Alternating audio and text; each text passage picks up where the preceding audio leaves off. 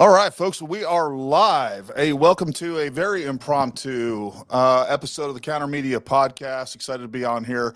I was literally not planning on doing any podcast today, and then and didn't plan on doing this one until about 12 minutes ago, literally. So I was out doing some things, and I saw this press conference drop. I started watching it. I saw immediately there was some really new information I think is really relevant to this case. And I said, hey, you know what? The best thing to do is throw this up on a live stream and, kind of go through this entire thing together. I think there's some really interesting information. I think it's going to end up leaving us with more questions than answers. But I think it's something that we need to definitely look at and see what is being released at this moment. And I thought it was worth doing this together. And that's what this is about, right? I actually got Nate coming on in just a minute, and I think Chris will be here in just a minute as well. So hopefully we'll get the whole team together and go through this and see different perspectives. But most importantly, I want you guys to give me feedback and see what you think as we're watching this press conference where they're releasing a lot of new information. And when I saw the headline for it, that they were going to give new information, we've come to not expect much, right? I think a lot more information came out than I was expecting, and I've only gotten through like the first 5 or 6 minutes of the press conference. So we'll do this together. If you haven't done so already, make sure you subscribe. We appreciate that. Make sure you guys are hitting those bell icons so that when we do have, a impromptu live stream like this, you guys are notified right away. The only person I see over in the comments right now is DB Cooper. So I want to say hi to you. For our Lost Boys over on Rumble, I always say it. I rarely ever get over there, but I will try to get over to Rumble and say hi to you guys as well, because the Rumble comments don't come through this particular software, but we do get the live stream comments through X and Twitter and Facebook. So Robert Cochran, hello. Mr. Turpin 52, DB Cooper, busting out with a great Bible verse. I appreciate that. Jessica Bork, always great to see you down in Louisiana.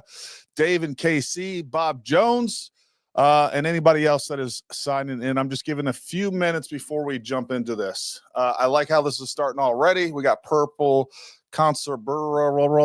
Gary is right. I like that. All right. If you guys don't know, it's kind of an inside joke. If you want to get your comments and questions highlighted right away, you can highlight it with or start it off with Gary is right, or you can do a super chat. We always appreciate the super chats. That helps this channel. While we're still waiting for a few people to jump in here, since this was last minute, if you haven't done so already, make sure you go check out all of our other content on YouTube. Make sure if you're not following us on Twitter and Instagram and Facebook, you go do all that stuff, and Rumble as well. So I want to say hi to JRock216, Kenny Harris, Harold Shepard, Zippy DeChimp, Kentucky Ready, TFLXIX. All right, I know that's some Roman numerals. B22, Kenny Harris, Gary is left. I don't like that at all. That's a good way to get banned. Sorry, Kenny. Got to let you go, bud. I'm joking. But Gary is not left. Nothing. That's about the worst insult you can get. Yeah. So anyways, I hope you guys, 2 new camera angles. No, not two new camera angles. I do have another camera that could be running, and we could do multiple camera angles, but it gets complicated and silly sometimes.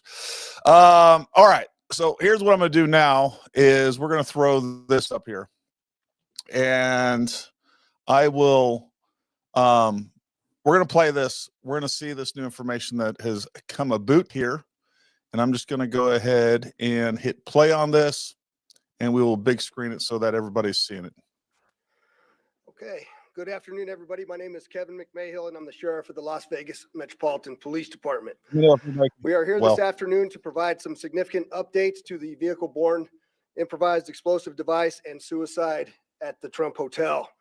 We have uncovered additional documents and information we feel it is important to share with you all. I will reiterate again, however, to you that with this new information comes more questions than answers. I will not provide an opinion on what the documents mean, nor will we release information or documents that have not been completely verified by our joint investigators.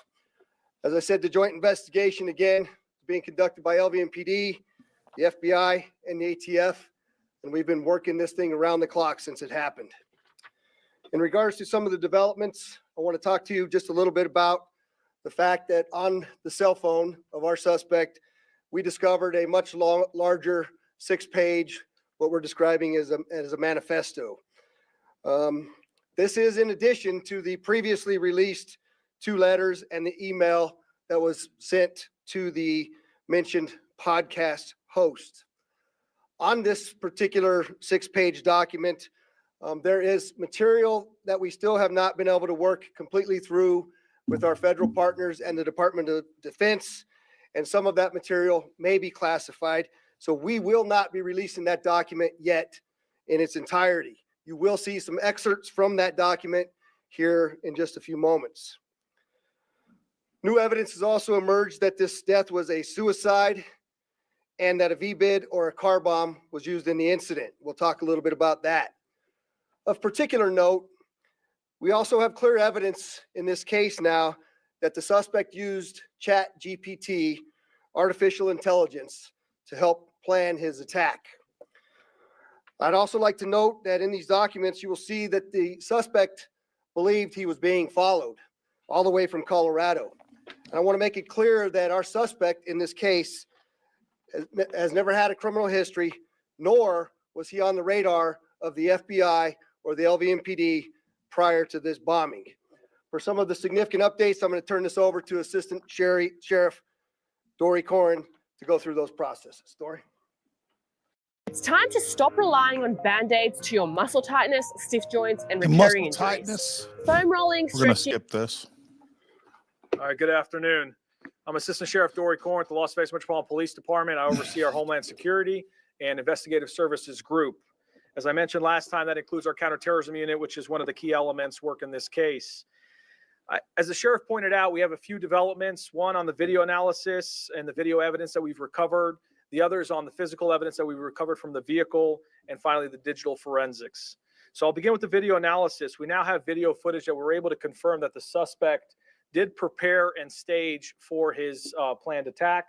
You'll see the suspect here in the video. He'll end up pulling out a can of racing fuel from the back of the vehicle, and then he'll start pouring that racing fuel onto the back where there's contents of explosive materials. You'll see that in just a moment here. It's a white can. We did recover that can from the vehicle and did confirm that it was racing fuel. In addition to this video, after you see him pouring it, you're going to see as the vehicle drives away, you'll end up seeing fuel leaking from the vehicle, which is consistent with what you're seeing him pour. So he'll seal the vehicle right here, and then he'll start driving off, and you'll start seeing traces of fuel that's dripping from the back of the vehicle. You'll see other parts here, and you guys can take a closer look after the fact too to try to see the dark spots versus the spots that were dry before. In addition to this video, we also have additional evidence that includes showing that the vehicle was leaking upon his arrival to Trump Towers. So in just a moment here, you'll start seeing right there, you'll see a trail of liquid falling from the back of the vehicle. And you'll see a before and after comparison in just a moment of the valet right before he drives onto the valet area and after, which will show you the fuel leaking from the vehicle. The other thing is there's a video here that we're going to show you that will show that his hands are on the steering wheel as he's driving up to the valet. There was some conversation about whether the vehicle was in self-driving mode. We've already addressed that in terms of the technical data that we collected, but also you can see that his hands are on the steering wheel as he's pulling up. And then finally, we're going to show a video here, and ATF will elaborate on this a little further in their briefing, but of the explosion that occurs. You're going to see frame by frame, you'll see an initial flash prior to the larger explosion. So we'll pause right there. That's the initial flash that happens right before the large explosion. You're going to see a still in a moment. Right there's the initial flash. And then following that is the large explosion. The other thing, folks, by tomorrow, we'll have gone through this. I'll scrape all this video footage and we'll put it into editor. We'll blow it up, lighten up the colors, do some editing to just enhance the overall image and see what other details that we can get out of this footage. But I thought it was important that we kind of go over this in real time tonight. So thing that you're seeing circled in red there is, we believe, fumes from all of the racing fuel that was poured inside the vehicle and on the back. It ignited first, which is consistent with the briefing that you're going to get from the ATF on how the actual explosive materials were ignited. The next area I want to talk about briefly is the physical evidence recovered from the vehicle. There were 3 cart casings, 50 caliber expended cart casings that were recovered. You can see images from the forensics there. What's very important about these cart casings in terms of what happened in that vehicle, 2 of the cart casings had primers that were burned out due to the intense heat. This is consistent with the type of explosion that we believe occurred. And again, ATF will expand a little bit more on that. I didn't see a gunshot However, either. one of the 3 cart casings, as you can see, shows that the primer was punched, which basically means that it was shot through a gun, which is consistent with what we believe happened, that he ended up using the firearm to commit suicide. In addition to that, just want to revisit the firearm damage. There were 2 firearms that were recovered, the AR pistol and the Desert Eagle handgun. On the AR pistol, we found that it was inoperable, so we're limited on the ballistics analysis that can be done. Just going to pause it here and just take a close look at this. I know we've seen this information or these pictures before. However, we did find that there was a damaged cartridge inside the AR pistol that looks like it was damaged from the intense heat, which would have caused the round to go off, but it was not fired by the gun. Secondly, the Desert Eagle handgun, when we did the forensic analysis on that, we did find that there was 1 unfired cartridge inside of the firearm, which is consistent with the firearm having been discharged and the reload happening, putting another bullet into the chamber. HoneyBook completely changed how I do business. I'm a photographer and independent business. Oh, dear God. It's a fact. The other area, just very quickly on the explosives, our lab did do some tests and they did confirm the presence of ammonium nitrate and aluminum. Our financial records, his journal entries, a variety of other things confirm that he did purchase what he believed was tannerite, but it was a different form of exploding targets that has has ammonium nitrate and aluminum in it, which is one of the explosive materials that he had. Transition over to the digital forensics.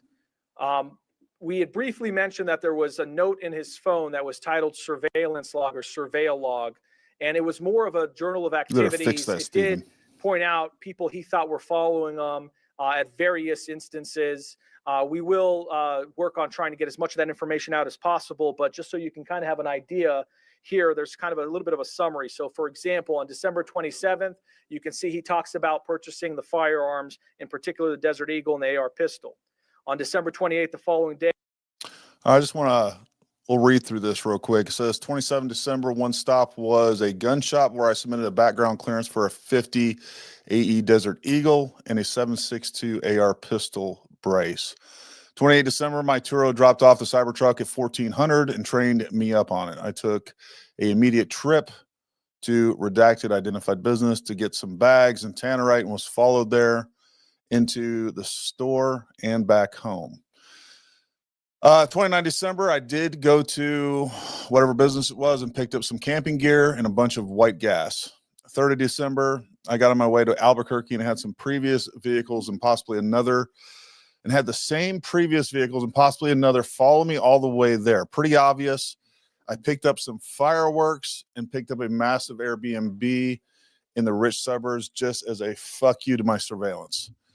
31 December, I reached my decision point when driving and chose to commit to the Grand Canyon for the final commit or not. I'm not sure at this point if they're going to interdict if I commit an act or they are just assigned to see this transfer through, if they even know about it. My next decision point will be surveillance, going to the glass walkway bridge parking area. I'm going to ID the launch route on foot and send it if I am still hot. So a couple of interesting things there. I think we've seen this before. Basically, he's talking about his decision points. These are different. Again, he's just basically talking about decision point. He also basically is referencing the act of committing suicide if you believe these documents to be authentic. All right. I'm just reading them and analyzing them as they are. I'm not saying that I necessarily believe them or don't believe them at this point. I don't have enough information to go one way or the other. All we are is going with what we see on the page. All right. We'll continue to play this, but Hey, just an excerpt for you. He talks about picking up the Cybertruck as a rental and purchasing exploding targets. On December 29th, he talks about purchasing camping gear as well as white gas, which we believe is the fuel. On December 31st, he talks about reaching a decision point, and he talks about committing to the Grand Canyon, that he plans on conducting surveillance at the glass walkway and identifying a launch route. The sheriff had mentioned this earlier. We wanted to be able to provide additional details to you on that topic. Continuing on the digital forensics, well, actually, I will just reference that. When he talks about the Grand Canyon, that was on December 31st. We don't know exactly why he changed his plans from going to the Grand Canyon to potentially launch off of that glass skywalk, and why he chose Trump Towers. We're still looking at that. But ultimately, as we all know with what happened, there's a change in plans, and he showed up here at the Trump on the following day on January 1st. Now, moving on, that can you hear me? I can. It was found as part of the digital forensic analysis of his phone. There's a variance of grievances and a constant evolution of his plans or intents of what he wanted to do. There's mentions of political and social and cultural issues to include criticism of the current administration. He also does write in there that he was super high on weed and drinking, which we are still working to confirm. And then he discusses the Cybertruck being used as a vehicle-borne improvised explosive device. He also says that he has graphic encounters from his military experience that replay in his head over and over, and that now he feels like he's a shell of a human being. Let's just go back just a little bit over here. So it says, I will be as detailed oriented as to assist investigations so that we can focus on the task at hand, removing the Democratic Party elements in the current administration and future remaining generals in the military and joint chief. When writing this, I was super high on weed and drinking because if they're going to take me out, I'm going to do drugs. I'm going to do the drugs I've been missing out on. I repeat, I'm not getting captured alive, and I will also use the Cybertruck as a massive V-bid with a blast radius, 100 plus meters if needed. It will have significant shrapnel. I'll be traveling slow because I have to use the charging stations. Bad choice fleeing in a Cybertruck. This is one of the things that's really puzzled me from the beginning of this is, number one, he chose a Cybertruck. It's electric. So we have these issues that you're going to have when it comes to overall range and capabilities, and then how long you're stuck at a charging station. That is not ideal, to say the least. The other reason that I would, if I was really trying to evade any potential surveillance, especially state-sponsored surveillance, that, you know, he's basically saying the U.S. government is tracking him down. That thing is a giant computer. Not only can it be tracked digitally without any additional GPS trackers or anything that you got to put on it, but on top of that, I mean, let's be real, for all intents and purposes, that truck could be hacked and could be driven remotely. So I think there's some problems with there. I also, again, regardless if you believe this is legitimate or not, if you think this came from Matt Livelsberger or not, there's a disconnect in, I don't know, just rationale with some of the things being said here. That could be because somebody is crazy. It could be because this is a bad fake. It could be because of a lot of different reasons. But, you know, there's a lot of disconjointed thought processes going on here. The last sentence says, these graphic encounters play in my head every day, all day, and it has ruined my relationships with family and friends. I'm now a shell of a human being with nothing to live for. It has all been taken away by my affiliations. Used as a vehicle-borne improvised explosive device. He also says that he has graphic encounters from his military experience that replay in his head over and over, and that now he feels like he's a shell of a human being with nothing to live for. This is important not only because it points out the suicidal component, but it also talks about the mental health that he was dealing with, mental health issues that he was dealing with. Just continuing on that manifesto, a few other excerpts for now is he discusses the concerns about the withdrawal from Afghanistan and losing his teammates, which again builds upon that potential PTSD that we're referring to. He does transition at some point and talks about being concerned of the media labeling him as a terrorist and that he had no intent on killing anyone else aside from himself. But finally, one of the last points in there, because this is constant flow. Let me go back to where I can read all of this right here. Okay, we already got that one. Head over and over, and that now he feels like he's a shell of a human being with nothing to live for. This is important not only because it points out the suicidal component, but it also talks about the mental health that he was dealing with, mental health issues that he was dealing with. Just continuing on that manifesto, a few other excerpts for now is he discusses the concerns about the withdrawal from Afghanistan and losing his teammates, which again builds upon that potential PTSD that we're referring to. He does transition at some point and talks about. All right, let's read this in its entirety.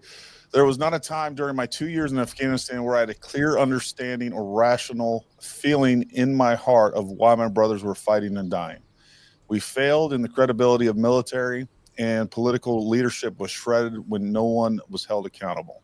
As much as the MSM will paint me out to be some terrorist and monster, I had no intent on taking out anyone but myself if that happens. I am deeply sorry to anyone that gets hurt.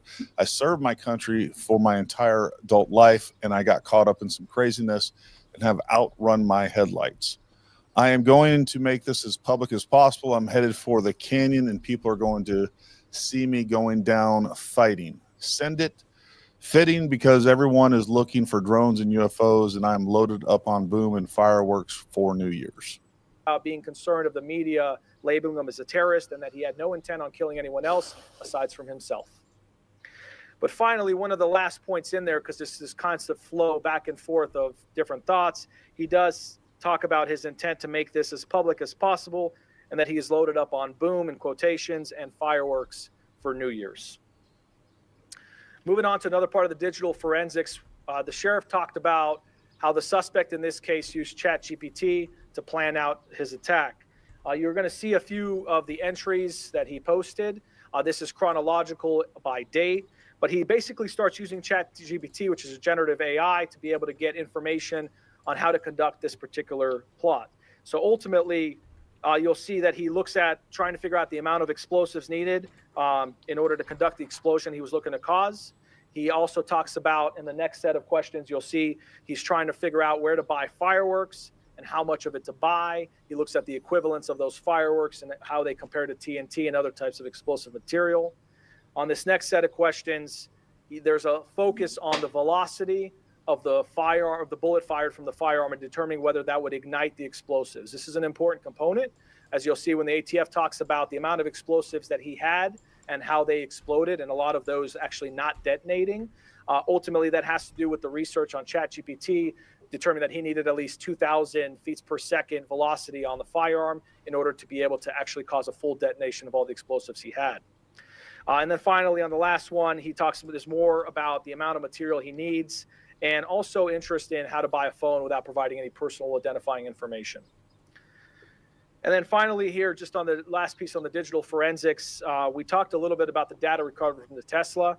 There were 3 devices recovered. Originally, we were talking about the SDMI chip and the thumb drive. Technically, there are 3 components in there that we're able to try to analyze forensically. The SDMI chip only contains mechanical data, does not contain videos. That we did look at, and Tesla is proprietary to Tesla. They are helping us try to recover any kind of technical information about the vehicle at the time of the explosion. The USB drive is where videos are stored. That was damaged. We were able to pull partial videos, which we talked about, and we showed you the video from Kingman, Arizona. And then there's the restraint control model, which is very common to a lot of vehicles, where you have a mechanism in there to be able to record crash data. We did recover that. As of now, we don't have any valuable information from it because it did not trigger a crash. But most importantly, there's been conversation about in-cabin video and why don't we have video that shows exactly what happened inside the vehicle.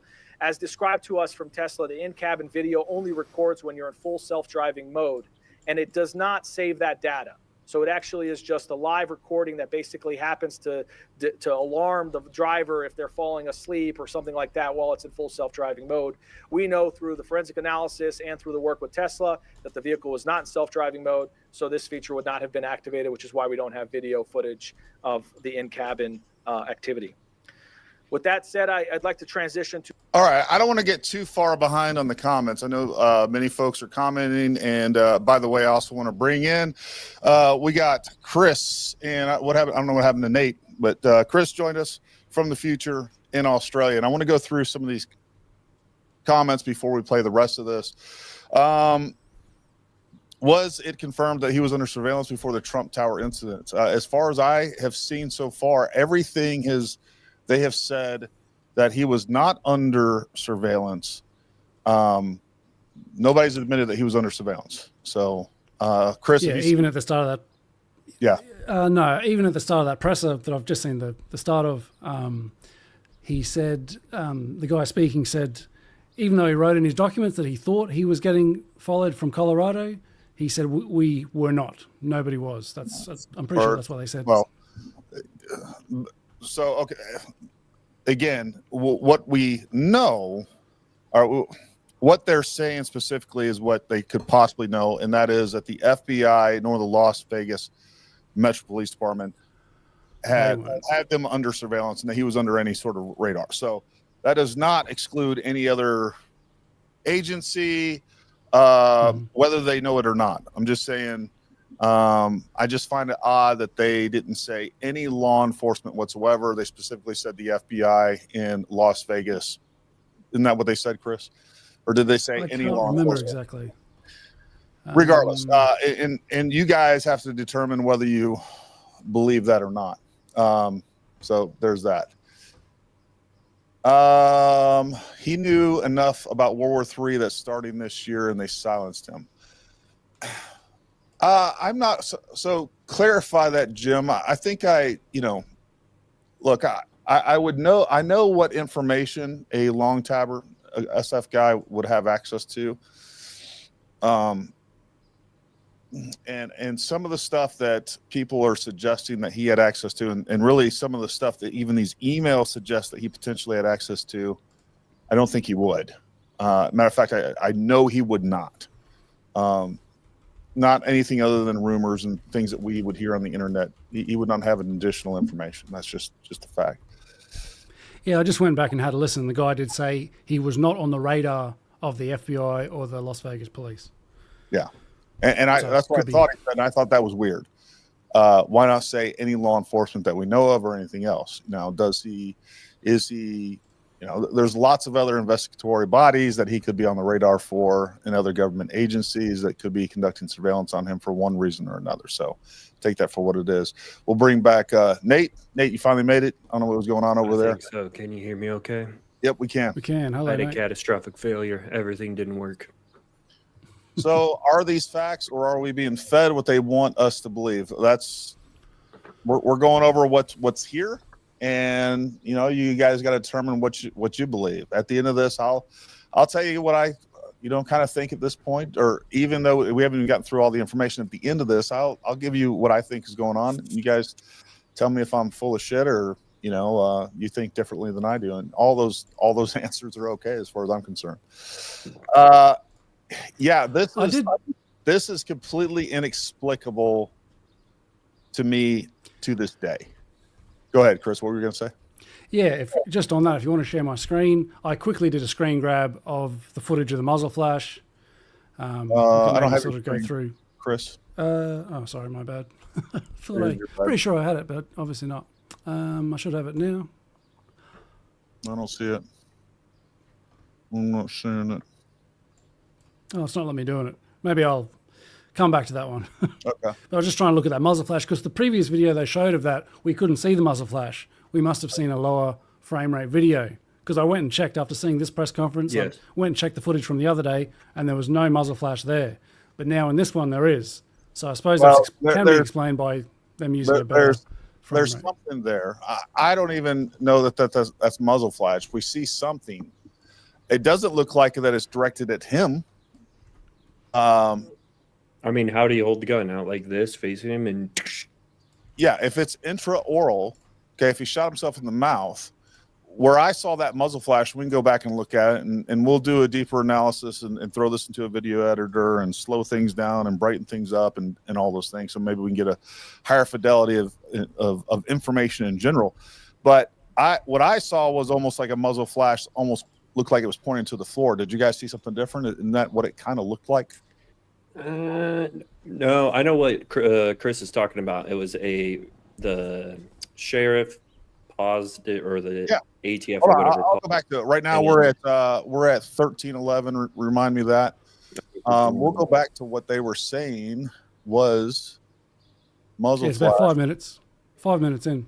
Okay. And then finally, Yeah, for some reason, it's not letting me share my screen or anything. But prior to the larger. All right, hold on, let me share mine. Let me put that up there. So it's about right here. Explosion. So it'll pause right. yeah, see, that's it there. That little line that just appeared. That's supposedly it. Yeah. But remember, it's supposed to be shooting himself in the mouth. That's what I'm saying. It doesn't even look like it's No. angled the right way. Mm-mm. Hold on. I'm going to try to. No, it's not really letting me. Like I wanted to. Click it and then. Oh no, you're on YouTube. Never mind. Anyways, if you guys, if I don't know if you've pulled this yet or not, but Sean, Chris, if you want to screenshot that and zoom it in, but it's not letting you share your screen at the moment. No, bear with me. I can do a bit of a workaround, but it might take me a couple of minutes to come back to that. I don't know what's going on, technical difficulties, but yeah, no worries. Yeah, live free or die. If he was under surveillance, would they admit that? Probably not. I mean, I don't even know. If they're saying this is muzzle flash, I'm having a hard time buying that. I really am. If they're saying this is, or let me rephrase that. If they're saying this is the muzzle flash that killed him, I'm having a hard time buying that. I'll just say that right there. yeah, because I'm assuming that's what it is. They're saying it's the muzzle flash that set off the explosion from the fumes or whatever. But I guess that's the same thing that would have killed him as well. A shot to the mouth that set off the explosions at the same time. And why have we not seen this in any other video? Yeah, it's interesting because that is what I said in our last episode. That's the one thing that sticks out for me. This shot, it's not there, and it was not there. It's like I went and checked the previous videos. Like, man, there's a lot of people asking about no muzzle flash prior to this truck blowing up. Could they add one in, maybe? Let's show the exact same video footage, but let's add a muzzle flash or something that looks like it. The other explanation could be, of course, it's that they found a higher frame rate. I get it. Video, but you never know. Yeah, and I will say this looks like they actually pulled the video footage from that camera as opposed to us watching a video on a screen through an iPhone, which is what we were seeing before on some of this other stuff. Still, it would be nice if they posted this video directly on their Twitter or something. I haven't checked. Oh, have they done that? Let me see. How do I present? Because now we just see them, the TV screen. But it'd be nice if they could just upload that video. They obviously have it on their Twitter or something. I don't know if someone in the chat can check that while I'm trying to record that screen of the muzzle flash. Where's Piper at? Piper, get us a link. No, I got it. Piper or OG, maybe? Or I'll take a screenshot. We'll be pulling that up, and I'll continue to catch up on your comments while we're trying to look that footage up. Ricky, we've been saying this kind of from the beginning. I don't necessarily doubt that. Even if this was, let's say the government had nothing to do with any of this stuff. What I do think is there's definitely elements within the government that will exploit this situation and use it for that exact purpose. I don't doubt that at all.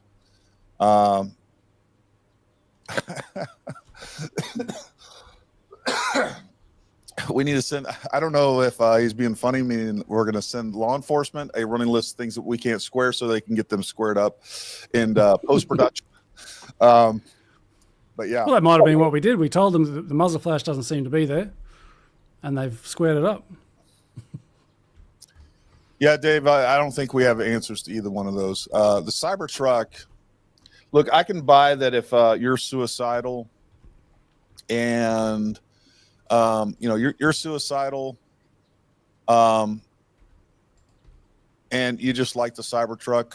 But what I would say, and he identified in his own writing, is that it's a horrible freaking vehicle for what he's trying to get done. You're trying to stay under the radar.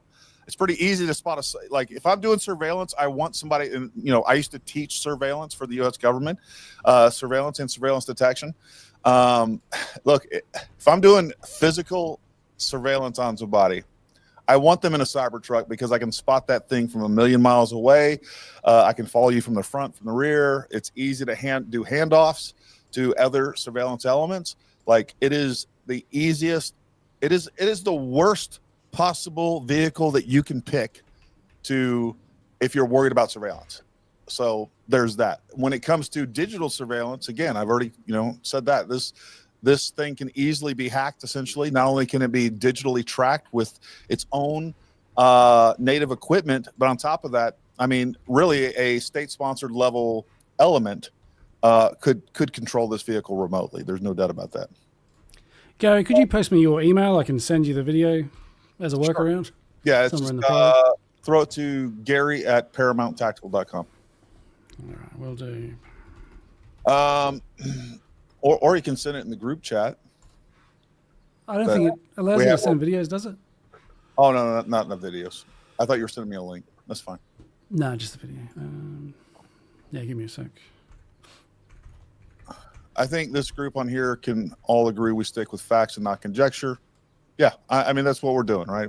I'm trying to go through what I think is going on and reading what you guys are putting out too.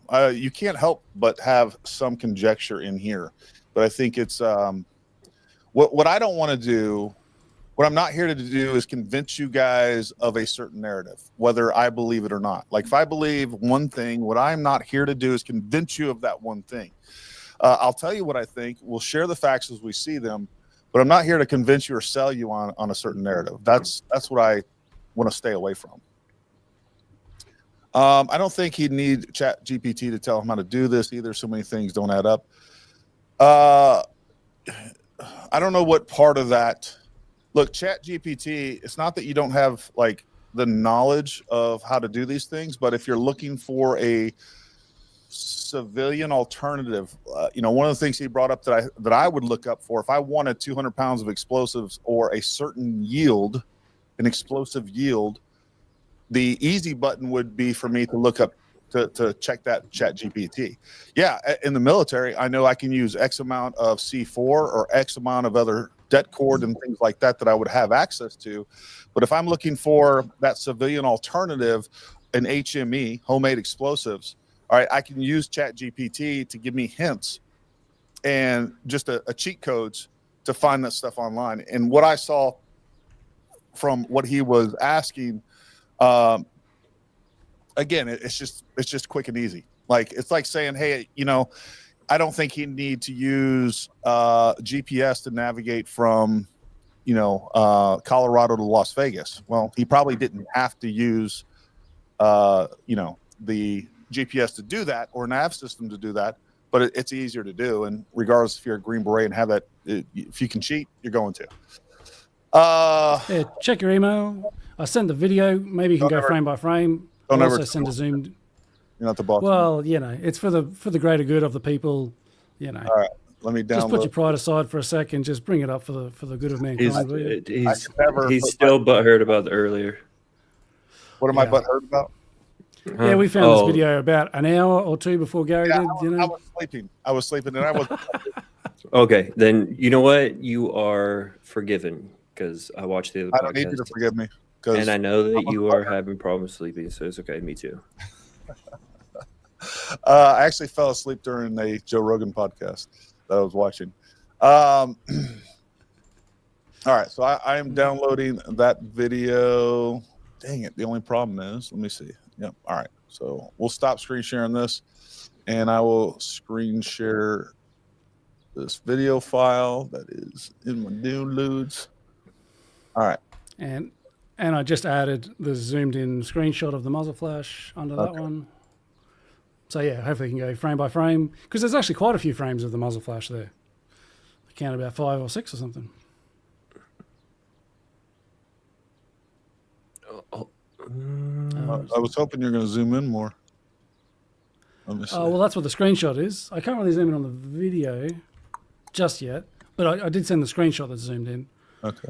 Just under that email. I don't know if you can pause it and go frame by frame, and there's quite a few frames up there of the muzzle flash from what I could see. See? Yeah. Yeah. We'll take a deeper look at that. It's kind of hard to do it on this as I'm playing it on this, but we'll take a deeper look at that for sure.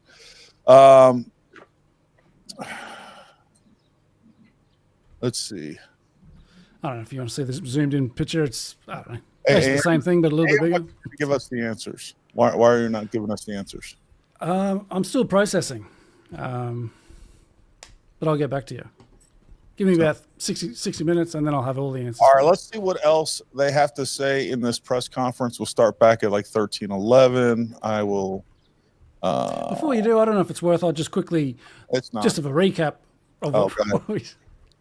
But yeah, the notes I took from what we already saw. So there's a 6-page manifesto, in addition to the previous 2 notes in the email. Some material may be classified. They're not releasing all of it yet. They think it's a suicide with a Vibed, or however you pronounce it, /car bomb. Yep. Use ChatGPT to plan attack. I don't know if it's worth bringing up those ChatGPT questions that they showed a little while ago to see whether they make sense or not, because he's asking about very specific things. Yeah. And I'll bring those up. Yeah. Hold on. Let me. Yeah, and he thought he was being followed all the way from Colorado, but they said what was the phrase we used before? The FBI and the police weren't. He wasn't on the radar. That's what they said. Yeah, and then they got the car park footage of him pouring the racing fuel on the explosive material. They recovered the white can. He drives away. You can see the fuel leaking, and when it's pulling up, you can see it leaking. He's got hands on the steering wheel when he pulls up, so it's not a self-drive, as some of us have speculated. And then we've got the muzzle flash, which we're looking at, and a few other things which I didn't get notes for, and we're ready to keep pushing forward, I guess. Yeah, so here's the Chat GPT questions according to this press briefing. What is the largest gun store in Denver? Smith & Wesson Model 500, 3-inch feet per second. So as a matter of fact, this is exactly, I'll just show you this. All right, so this is the 3-inch snub nose Smith & Wesson 500. The amount of muzzle flash that comes out of this, there's some videos that you've seen me shooting this online. The amount of muzzle flash, the unburnt powder that comes out of this thing is a fireball. Wicked. It would ignite just about anything. So take that for what it's worth. As we move along here, SLR 308 pistol, 7.5 inch feet per second. So this feet per second thing, okay, we're talking about muzzle velocity. This has nothing to do with whether or not it would ignite. Whatever, right? I don't know why he's basically looking for muzzle energy out of this. This has nothing to do with whether or not it would ignite an explosive. It just doesn't. So that what they're saying doesn't jive with the facts. And I'm not saying, look, most cops are completely ignorant when it comes to explosives and firearms in general. They just are. Here we have some other questions. Could it ignite tannerite? Purchasing tannerite in Arizona, how much can you buy? What is the next explosive weight of 200 pounds of it? What is the net explosive weight of 200 pounds of tannerite? All right, so basically he's trying to get the yield of 200 pounds of tannerite, the explosive yield. How much does that compare to dynamite? What phones do not require personal information? And I don't know if you guys have ChatGPT. I don't know. It might put you on a radar for something, but if you want to look these things up, we can share those as well. If you want to put those down in the comments. We were at 13 minutes. Did I miss anything, Chris or Nate, that we wanted to read? Yeah, check the private chat. I just found, because I went looking for the direct videos, so I checked the Las Vegas Police Department, and I found a Google Drive link, which I haven't checked yet, but I'll send it to you before I even have. It's in the private chat. So there's a Google Drive there with a bunch of, looks like PDFs, movies. So we might have the direct video that I was asking about. And it looks like we probably do. Here, I can zoom. I got the one of you video of the explosion, the supposed gunshot. Yeah, Nate, if while we're covering this, if you want to go through those files and then see if can you share a screen? I know Chris is having trouble tonight. I can probably share the tab. Anyways, I'm going to continue playing this while you guys work that out, and then we will see if we can't pull up that additional. Oh, just give me 1 second. Share the tab that I've got up, just so people know what I was talking about before, because it's quite important.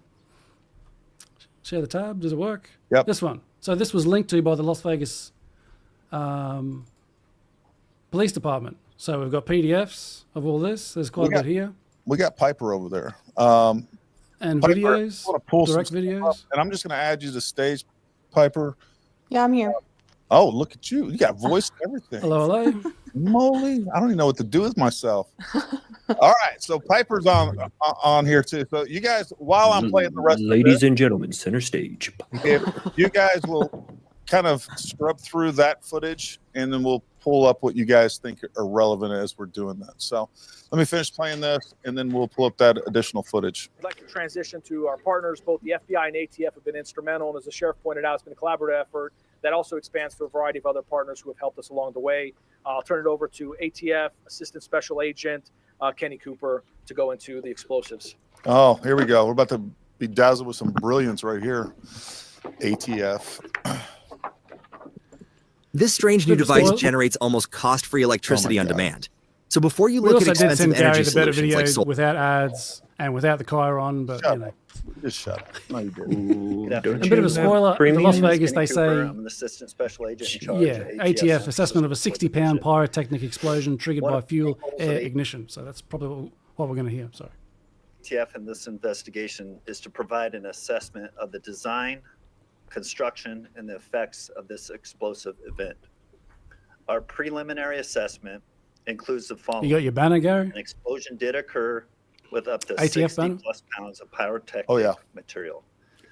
This is an explosion and not I'm a detecting some detonation. anomalies on this video. At this time, there has been no purchase records or physical evidence recovered from the scene that indicate any type of remote control, remote detonation, or sophisticated timed initiation system was used. The initial explosion is a fuel air explosion. It in turn ignites the fireworks and other explosive materials that were inside the Cybertruck.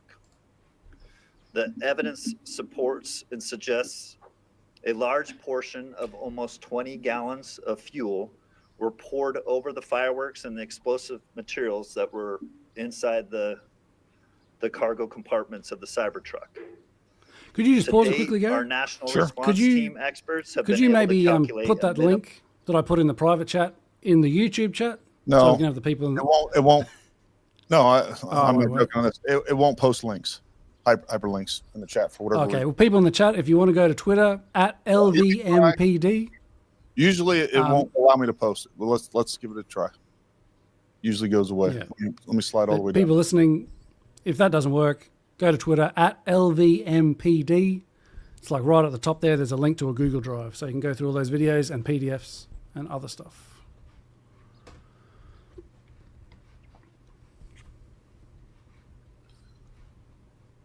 Hold on There's one the banner. second.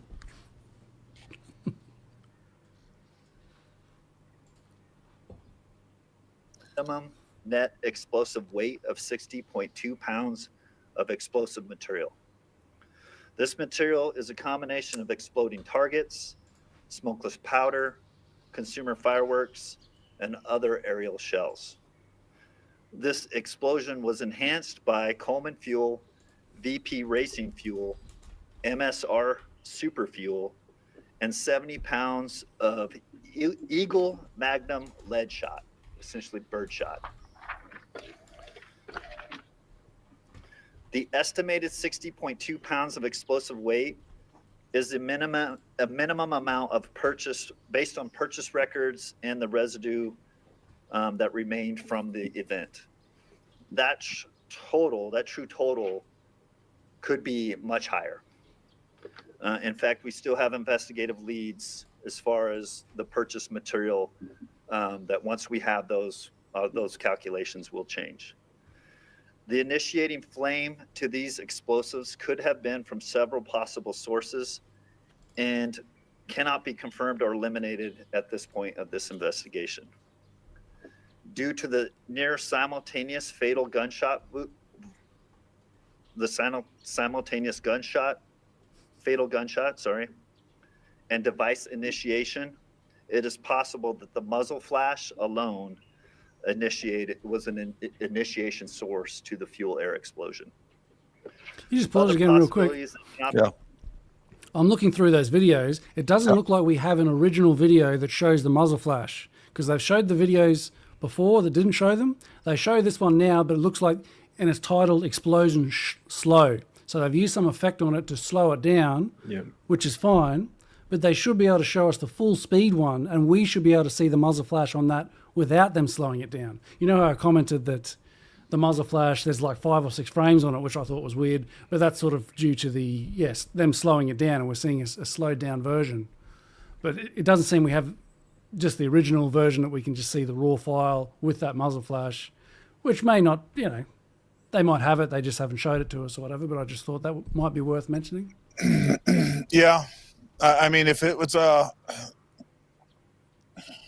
if it's 30 frames per second, I could see a muzzle flash taking place for, a few frames within that 30 frames per second on that. If it's anything like the muzzle flash on this guy right here, and I'm sure it's pretty close to that.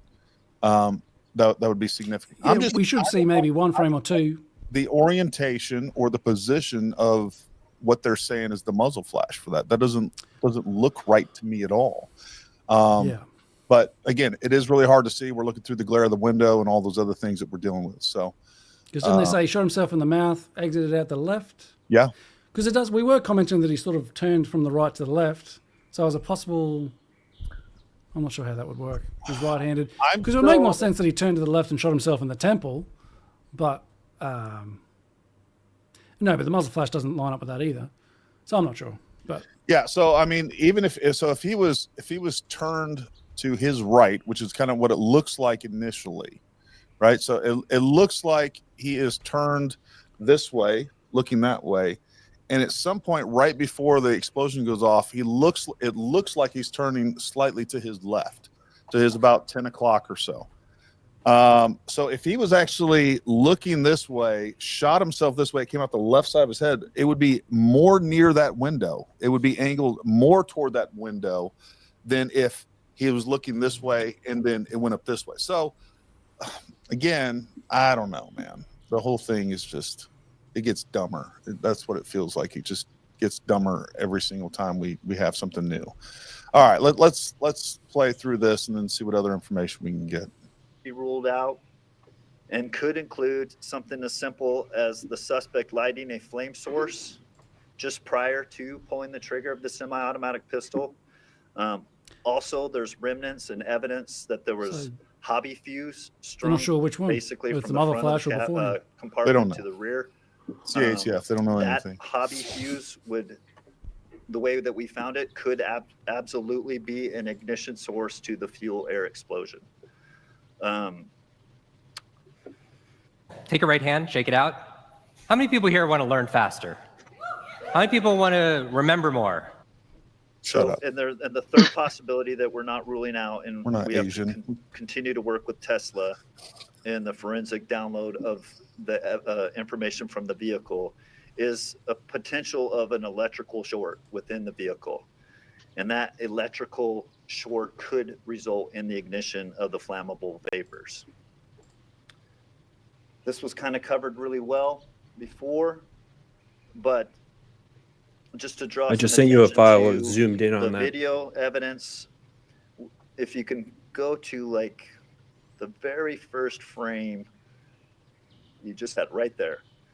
So that initial flash point is consistent with the area of the driver that was found in that vehicle and the self-inflicted gunshot wound. That is consistent from our belief. So you have a zoomed in, slowed down version. Okay. I just sent it to you. Yeah. Let's take a look. So at that's normal. Yeah. And then you can just pause it and go back.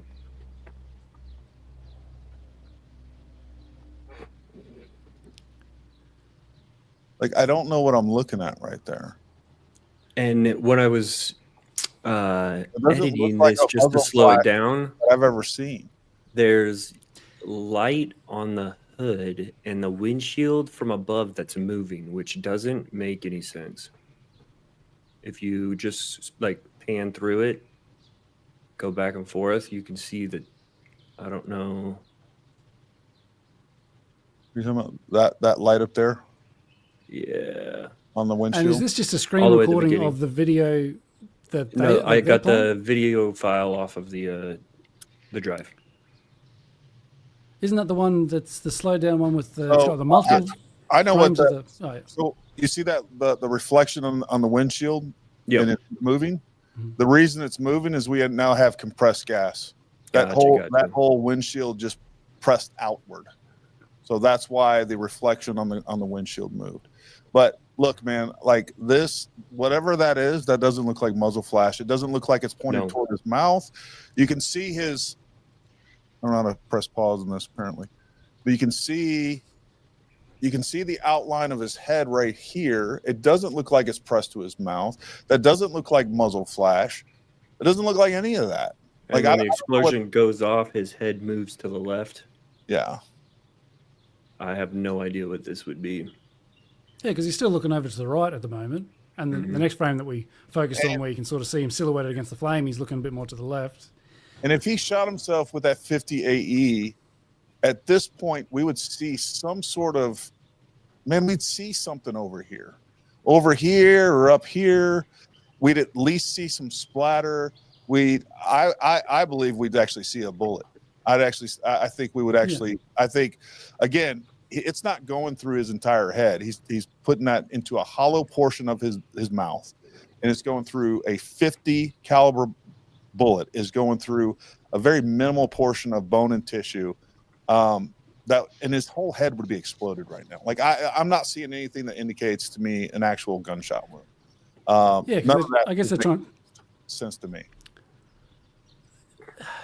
Yeah, so I guess in that frame they're saying the bullet still hasn't made its way out yet, because you see the supposed muzzle flash. So that would the moment that we see, so how many frames did we see the muzzle flash? You said 4 or 5. Yeah, but that's why it's hard. It's a slowed down one, I'm pretty sure. So that's the problem though, is that the bullet would have exited his head within the first frame of that muzzle flash. That's the point. So yeah, if we're 5 seconds, if we have 5 frames of muzzle flash, that is 4 frames that we should see some sort of additional signature from a bullet exit, splatter, or something like that. We're not seeing any of those things in this video. I'm not seeing anything on the roof portion. I'm not seeing anything over here. I honestly think that we would see a significant deformation of his head, even right. Let me get it to the right spot here, where we're zoomed in. Yeah. So right here, man, I think from this picture alone, we would be like, yeah, there's significant deformation that's happened to this entire silhouette right here. But we're not seeing any of that. No. So no. I don't know if you could later find a good example of some muzzle flash, because I don't even really know what it would look like. And someone in the chat sort of said something, so I'm not. I mean, I literally have muzzle flash from this gun on several of my shorts. I'll be looking for that. Just start popping off some shots right now in front of the camera, will you? Yeah, I can't even touch that gun in a live stream, or we'll get immediately shut off. All right. Yeah, don't be scared. I thought you were like an American, big, strong Second Amendment guy. You have every right to pop off some shots in your house if you want to. That's a God-given right as an American. This view that's true. Is a little bit forward. That's initially the second frame. As we progress through that visual just visually characterizes exactly what a fuel air explosion is as it propagates from the initial ignition and eventually moves throughout the vehicle.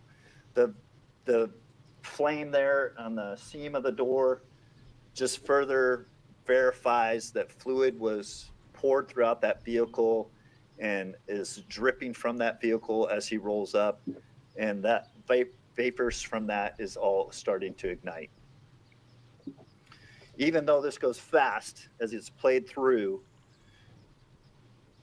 in orders of magnitude, this is much slower than a detonation of high explosives. And then as you continue through, it just shows. Seems like a much slower bullet than usual too. It doesn't travel very fast within a frame or two. After that. It is important to note that the consumer fireworks are designed specifically to not mass detonate. This limited the explosive effects resulting in a deflagration versus a detonation of the materials. In other words, the fire that resulted from the fuel-air explosion essentially just lit the fireworks located throughout the Cybertruck, and they functioned as they are designed. And then final point that I want to make a point of, the volume of lead shot, 75 pounds of purchased birdshot, is indicative of an attempt to weaponize the device over and above the explosive and incendiary effects. So we do know, as a matter of fact, that the results of this explosion could be much greater. Oh, my God. Gotta get you set up with an ad block, Gary. It was absolutely. No, that causes other problems. Is there any other points you wanted to cover, Sheriff? Thank you.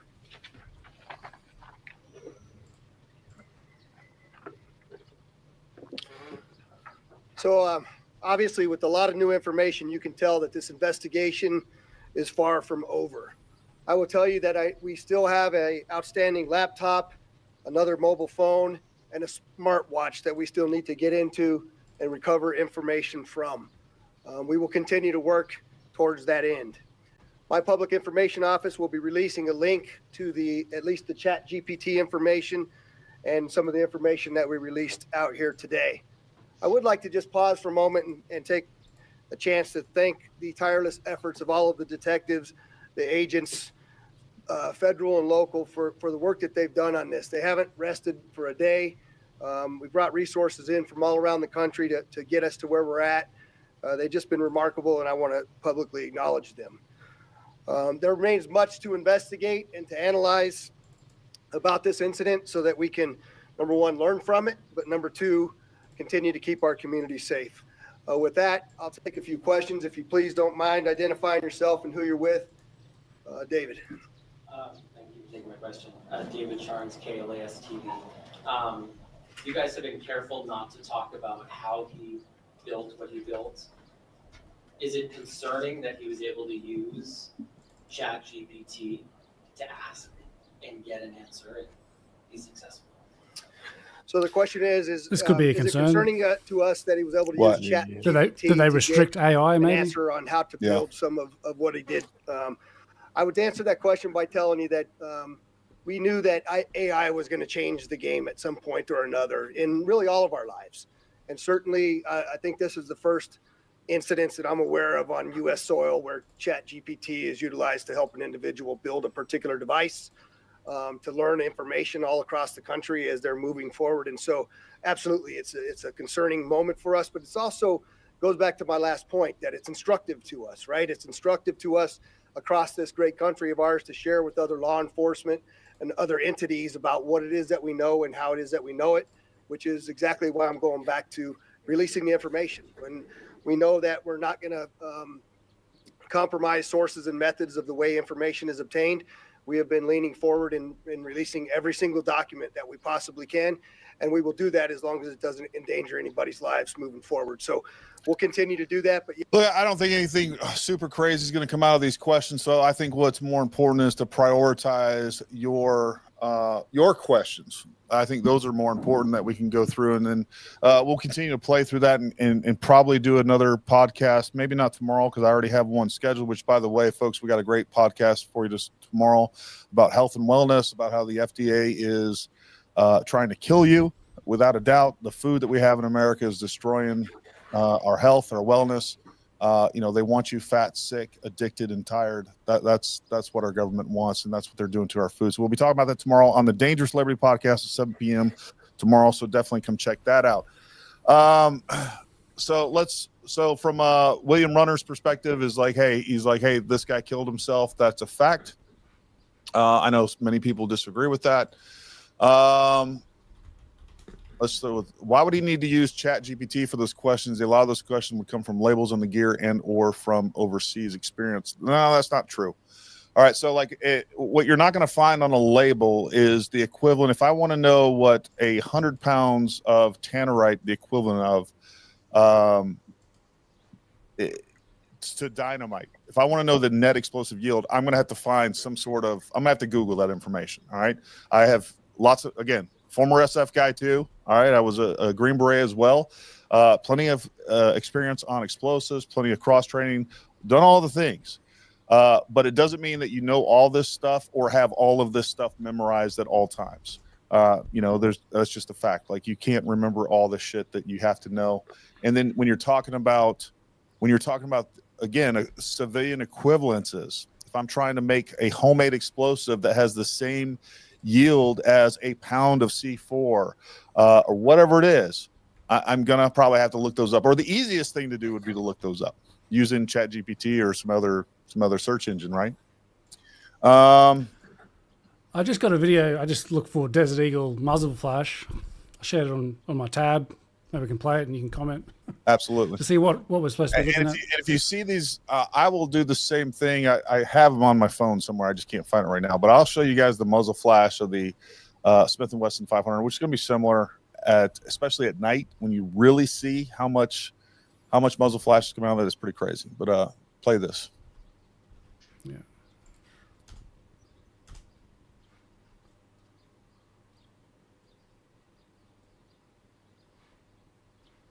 Do you have one at night? Doesn't exactly look like a straight line or anything. No, and again, when you're seeing it from inside of that vehicle where it's going to be darker, you're going to see a lot more. Right now, we're not. You're just not seeing. And then you're also going to see a reflection, possibly from the entry to the building. I just don't across the way.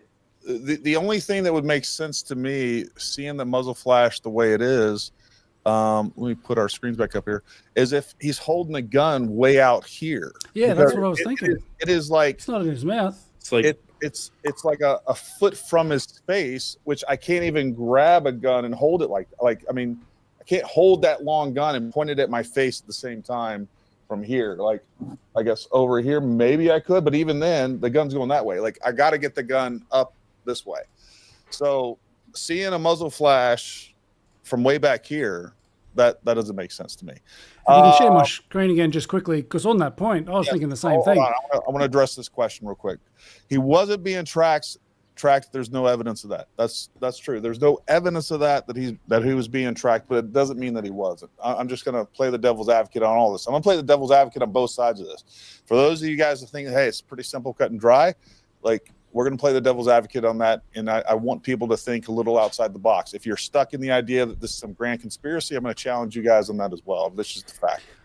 Can you play devil's advocate on the idea that the ATF is not, in fact, gay? No. That's the real that is just an objective fact. One real quick, though, while we have her here. All right. So we got Piper here. Piper has been behind the scenes doing a lot of stuff to support this show, this channel. And I'm just glad she came on tonight. Thanks for coming on, Piper. We appreciate you coming on. Yeah, thanks for having me. It's the big unveil of your voice, I guess. Yeah. All right. Yeah, some of the production team behind the scenes. Yeah, Piper's helped a lot with a lot of the info. So if you guys like this podcast, you should say thanks to Piper for helping out with the info. Your things are going to be done in likes. All right, just hit the like button, hit the share button, all those good things. What do we got here, Chris? Oh yeah, just pointing out that I imagine maybe they might change this in future. I'm not sure, but just let's not forget that they did say it's an intraoral gunshot wound, which I'm assuming would mean he put the gun in his mouth. Yet that muzzle flash, as you said, it looks like he's shooting. Well, it doesn't mean that shooting from way back. If he didn't put it in. Gunshot wound in his mouth, I guess it would be considered intraoral, whether or not he put the barrel into. I just don't understand how you get a gun that long and get it out there, have a muzzle flash that big, and then still get it pointed at your face. That's looks to me like physically impossible. Yeah, and if you were going to shoot Eagle, man, that thing is not light either. If you're holding it out here, I mean. Yeah, I don't know. Things just don't add up. And then what was it? USA Today reported the route and the dates differently than what they reported in his notes today? Old Mr. Runner here is a pretty open-minded guy here. I'm done listening to this. How can you know by looking at that video how he blew his brains out?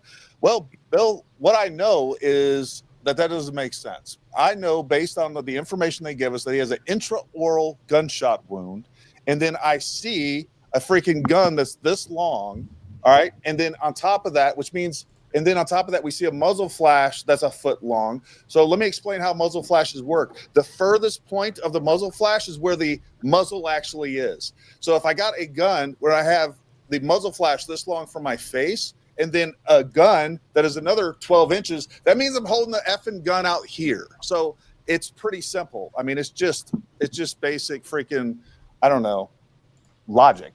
I don't know why you're just being like, this is the shit that I hate, folks. I hate on any sides of these arguments where you have to start. If anyone is applying a little bit of objective logic to this, now I will say I lose my temper a little bit or lose my patience when we go too crazy and we're just speculating upon speculating upon speculating. I admit I get a little frustrated with that, but it's illogic what they're telling us as an explanation. That's what it means to me. So you can say it's silly all you want there, Mr. Runner. I want to share my window just quickly. Sure. Just got a tip. Something to do with maybe where the camera angles come from. I haven't really looked into this too much. But I guess there's a camera up top that's the source of some of these new videos, perhaps. Yeah. And maybe another one there. Is that a camera there or on that other one? That looks like a door sensor to me. That one. Yeah. I mean, it could be a camera. But it looks, really sure. Looks like one of the infrared door sensors to me. Deb Shell brings up a good point that I didn't think of till just now. So good job on this. I want to see the camera footage from the car because we've seen him at the charging station inside and outside. So we definitely have camera footage from the car when he's at the gas stations. When are those cameras recording and when they're not? And when can they pull that information when they can't? I kind of suspected that they weren't recording the whole time, or even the internal cameras weren't recording to some sort of drive.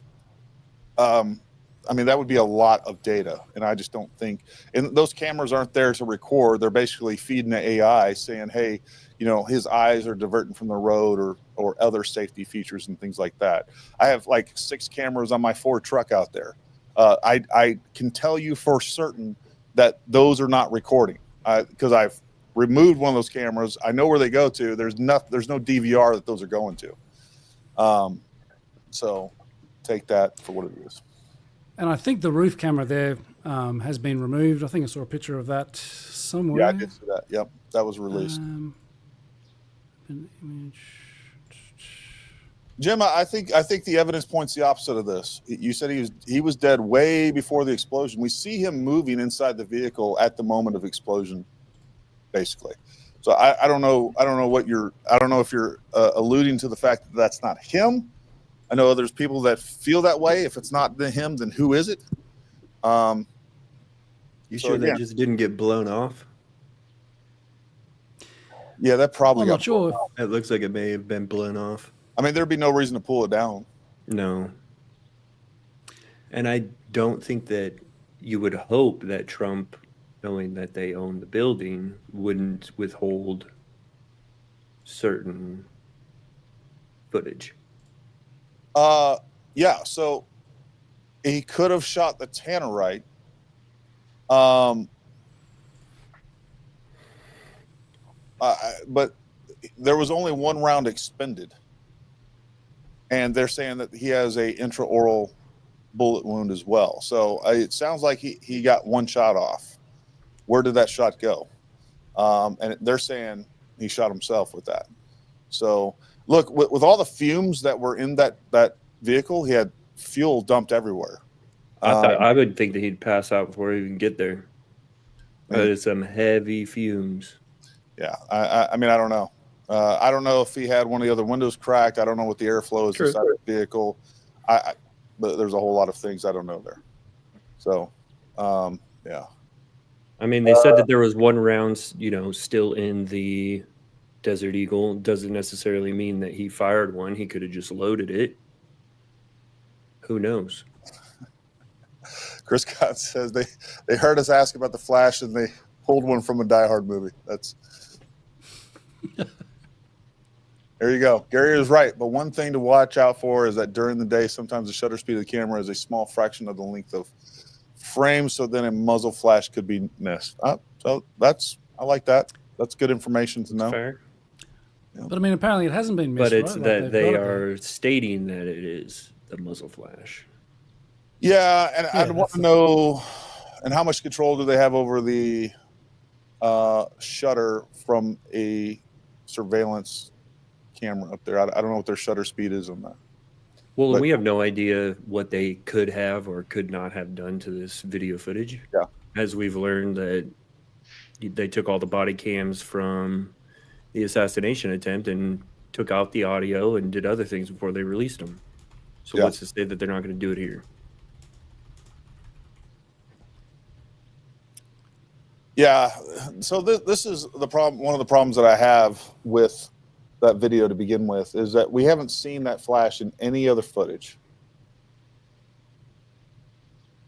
And we've seen the same footage, different versions of it, but suddenly we have that. That's and then they're mentioning still trying to get things off of the phone, the laptop, but yet we're able to completely download his so-called chat GPT communication. Right. He has one phone that has all this information that we're able to get all of it, but then he has this secured phone. And I don't understand. I thought that once you type things into chat GPT, you close out of that, it's gone. Because you can type it in and then you can come back and it's gone. Not on my, like, I have the subscription to chat GPT and you can either have that feature on or off. So I can pull up the I was going to say, well, if he's being followed, if he thinks he's being followed, he's definitely going to turn it off. Well, here's what we don't know the capabilities of. We don't know what chat GPT, if the FBI contacts them and says, hey, you know, here's this phone, here's the phone, and here's the account that we want you to look up. They could probably pull that up. They could. Yeah. Nothing's safe.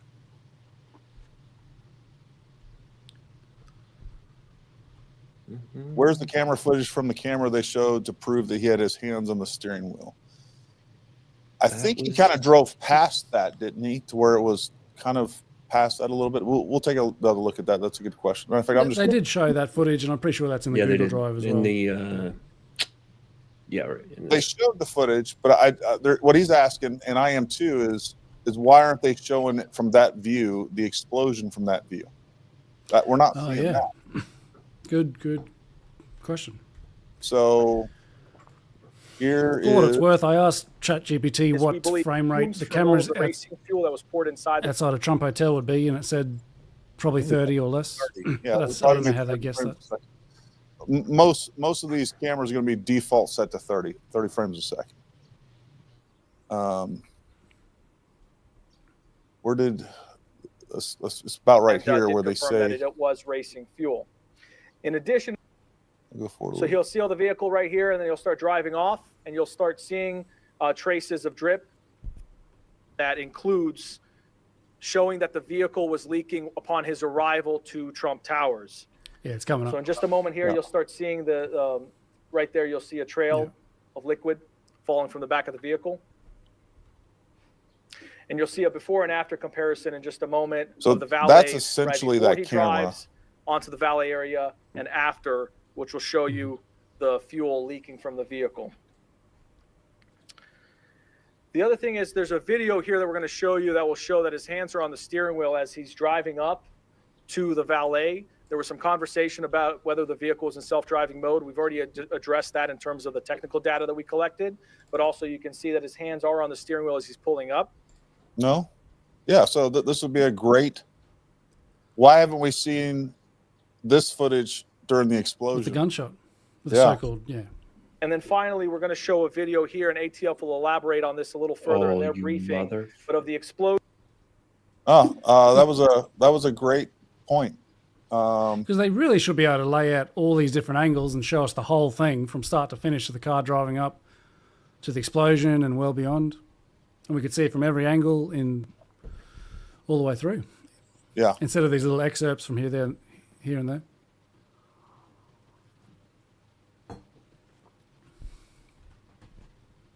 There's security footage from head on showing him pulling in. Hands on the steering wheel as a further press brief. I think that's what we just looked at, isn't it? That is what we looked at, but how come we haven't seen the explosion from that point of view? They're still working on adding in the muzzle flash, maybe. Yeah, the whole Cybertruck thing is just dumb. The problem is we don't really know the state of this guy's mind, especially if it's true that he's actually possibly intoxicated, on different medications, mixing drugs, alcohol, and additional medications. It's hard to know. Let's see. So why did the fellow talking to the Sean Ryan crew tell him that body recovered DNA didn't match the man's child, assuming this SMER guy? So I took that as a different, and you guys tell me, I felt like what that was saying was, I don't even feel like they had the DNA from the corpse at that point. All I took that portion of the Sean Ryan show to say was the PAO was saying, hey, by the way, they found out that his DNA doesn't match his child's.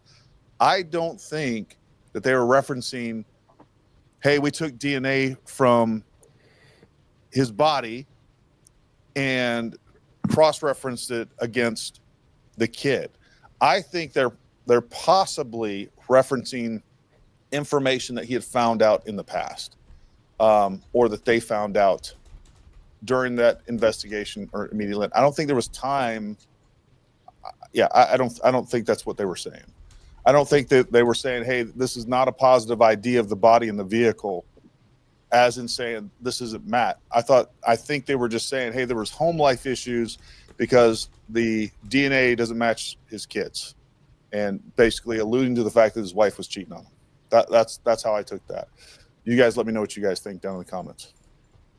Piper just sent me a screenshot of the burn, the burn pictures. Yeah. And some of the footage from the truck. If you want to bring that up. Yeah. So on this one, my question on this one is, so on his arm, you can see these little wires going across. And I'm thinking it's wires because obviously his clothing is going to be burned off. Yeah. So in the bottom picture, there's wires over towards the passenger seat, or what looks like it could be. So could he have been connected to whatever the explosive part was? Interesting. I don't know. I have to look at that a little bit more. I mean, so that doesn't look like anything that you would connect to. There's nothing that does not look what like any explosive charge would look like. Any sort of detonator, any sort of initiator, that doesn't look like that. I don't know what that is. I don't know if that's wires or melted fibers or melted seatbelt or I have no idea what that is. But that doesn't look like any sort of initiator system that I've ever seen that would do that. But it is really strange. Maybe we should ask Chat GPT. Yeah, ask Chat GPT. Yeah, before they ban it, maybe. Yeah.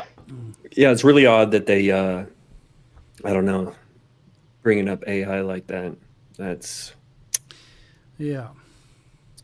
There are some coinkydinks here. Isn't it a bit strange that all the previous questions we had about weird all this has all been found on its phone or a different camera angle to show it? Yeah, that is a little bit weird in that, one of the things I was talking about the other day was like, the only thing that makes sense to me is if this guy was completely smashed, inebriated, was writing this email, was doing some of these other things. And now we get information. Now that maybe my guess was just good. And I'm not the only one that guessed that, by the way. I'm not saying that. I'm just saying maybe the simplest explanation was the explanation for some of this, or, whatever other explanation you would like to go down whatever road you want to get the explanation from. I don't know what else to say to that. I don't know, but it's if he thinks he's being followed, why keep record of it all? Besides sending out an email, just why keep the record in the notes? Yeah. Unless he knows the phone could probably be looked into. Being followed, that is what, if he believes he's being followed, I would expect there to be a surveillance detection.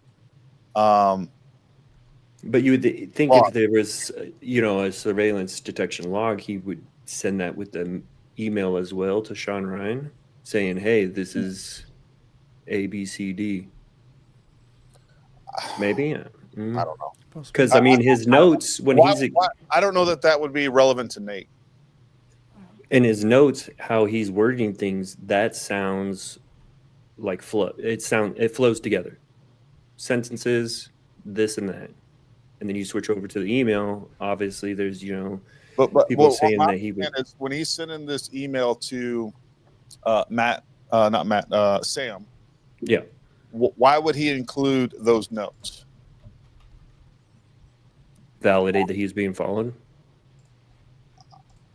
He says he wasn't in any distress or anything, but clearly. I think he was saying what he wanted to say to get the attention of somebody so that he could get additional information out. I think the being followed portion. I wouldn't feel the need to prove to somebody else that I feel like I'm being followed. If I'm being followed, I'm not calling up. I'm like, hey, I want to tell you some information. Hey, I'm being followed, and here's proof of it. My rambling. You disappear. You would want someone to know that you were being followed. Well, because he thinks that he's going to get kidnapped. He said he was being followed in there, but he says that he's going to get the abduction attempt or whatnot. I would tell people, hey, motherfucker's been following me. Well, he said that. Here, and here. More descriptive. I don't know. I wouldn't. So, but I understand why some people might, and I understand why you might think that. And again, that's just going left and right. I would just be like, hey, look, dude, I'm being followed, and I need to talk to you as soon as possible. Yeah, Jeff, I hear what you're saying. They're trying to use the tannerite as an explosive initiator. Man, with all those, the other thing too is like when you have all these fumes in the car and you're dumping fuel and everything else, like you don't need to explode tannerite. You need a flare or an open flame. That's a little weird to me. Why he would think, knowing that he's using, unless he was just planning on originally just going with tannerite. Like we're seeing the initial questions he's asking ChatGPT. We don't know what the end state of that plan developed into. Again, this was, he was kind of making it up on the fly. This was all, it even sounds to me, it looks to me, like he's just kind of doing this on the fly. He was trying to get what he needed to get this wasn't planned out months in advance or anything like that. Well, because it also sounds like he was going to end at the Grand Canyon in some way, shape, or form. Decided, hey, going to the Trump Tower. Yeah, and then, like, what's the point of the explosives? Was the explosives just for the deterrent? That he's somehow talking in his notes to the FBI. Like, how does the FBI or whoever's following him know that he has firearms and these explosives and it's rigged up to be a V-bid? Like, how is that as a deterrent? And then if we're going to go to the Grand Canyon and we're going to be rigged with explosives, I don't know. Like, have they been clear on what exactly they found? Does sound like the ravings of a madman to some extent. What were you saying, Chris? Have they been clear on what kind of explosive materials they found exactly? Because I've heard the mention of tannerite. Have they definitively? Sorry. The ATF guy went through and listed the explosive. Listed everything, yeah. And then birdshot didn't have a shotgun. Unless he's trying to hurt people, there's no reason to put the birdshot in there. I would.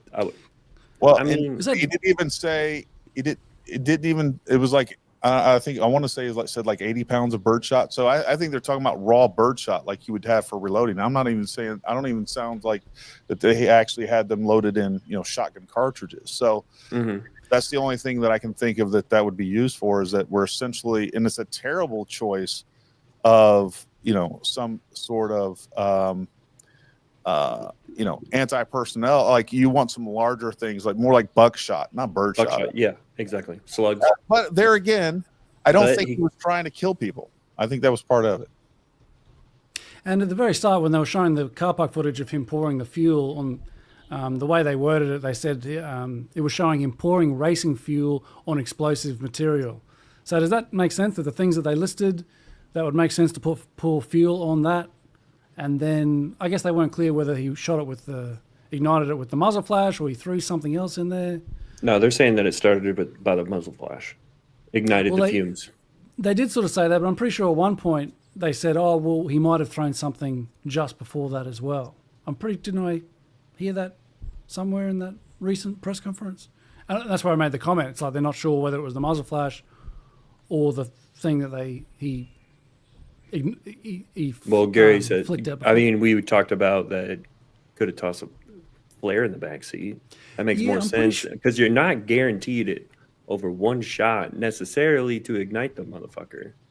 It could not happen. Shooting yourself in the face, I'm talking about, with the fumes. Yeah, I know we mentioned it. I might have misheard, but I'm pretty sure there was some comment just in the recent presser about him possibly throwing something before the muzzle flash, and that's another potential igniter of the explosion.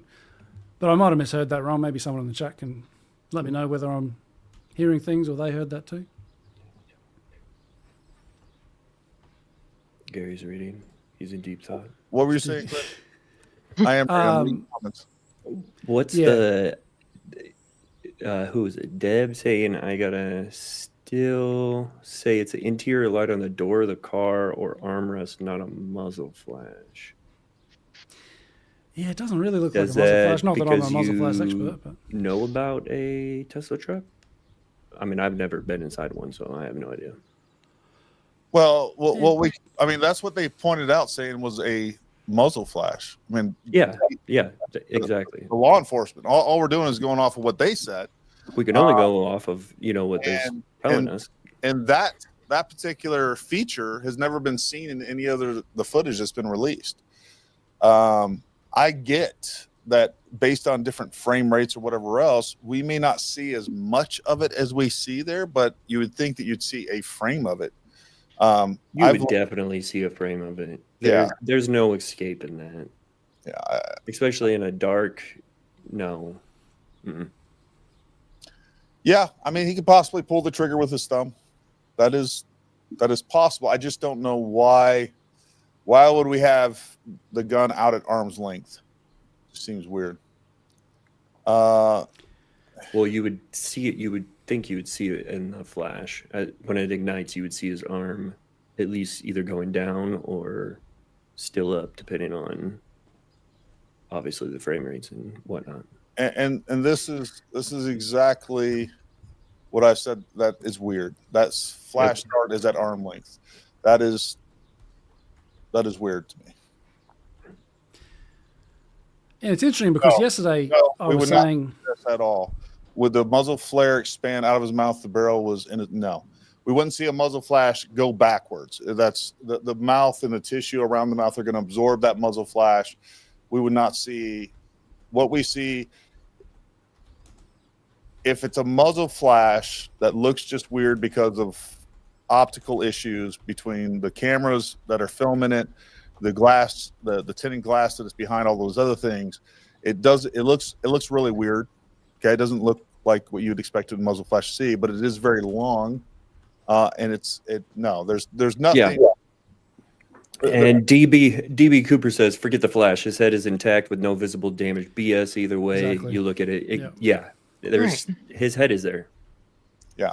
It's interesting. Y'all have any his head would pictures be of like going back. There would be deformation to his head. I think that some people don't understand how big of a bullet to begin with that is, and the force that it Desert It, Eagle. I mean, it is like, it's crazy. Yeah. Where is it? I mean, there's no way that he'd be 50 intact and like that. the 50 S&W is a slightly different car, but they're pretty close to the This same. is a 300 Winchester Magnum. This is what the Secret Service used, and it's small. 50 cal is you're coming out to here. Jeez. Yeah, I mean, diameter is one thing, but again, just the case volume of that cartridge is pretty impressive as well. So, It's just very interesting because yesterday on the stream, I sort of made the point that I could probably accept that it's just a suicide and nothing too much beyond that, except for mainly the footage doesn't seem to match up with him shooting himself. Because remember, on the first presser, they initially said that he shot himself beforehand, then the explosion happened, and then the second one, they said it was simultaneous, but we were looking at the footage that they provided before, and there was no sign whatsoever of him shooting himself. It looked like he's just sitting at the car with his arms down. It is kind of blurry, but we were talking about it, and we sort of said the only way to get around that is if he shot himself after the explosion. That was seemingly the only option that was left because there was no sign of it before or during. Now they have this new press conference, supposedly with footage with more frames.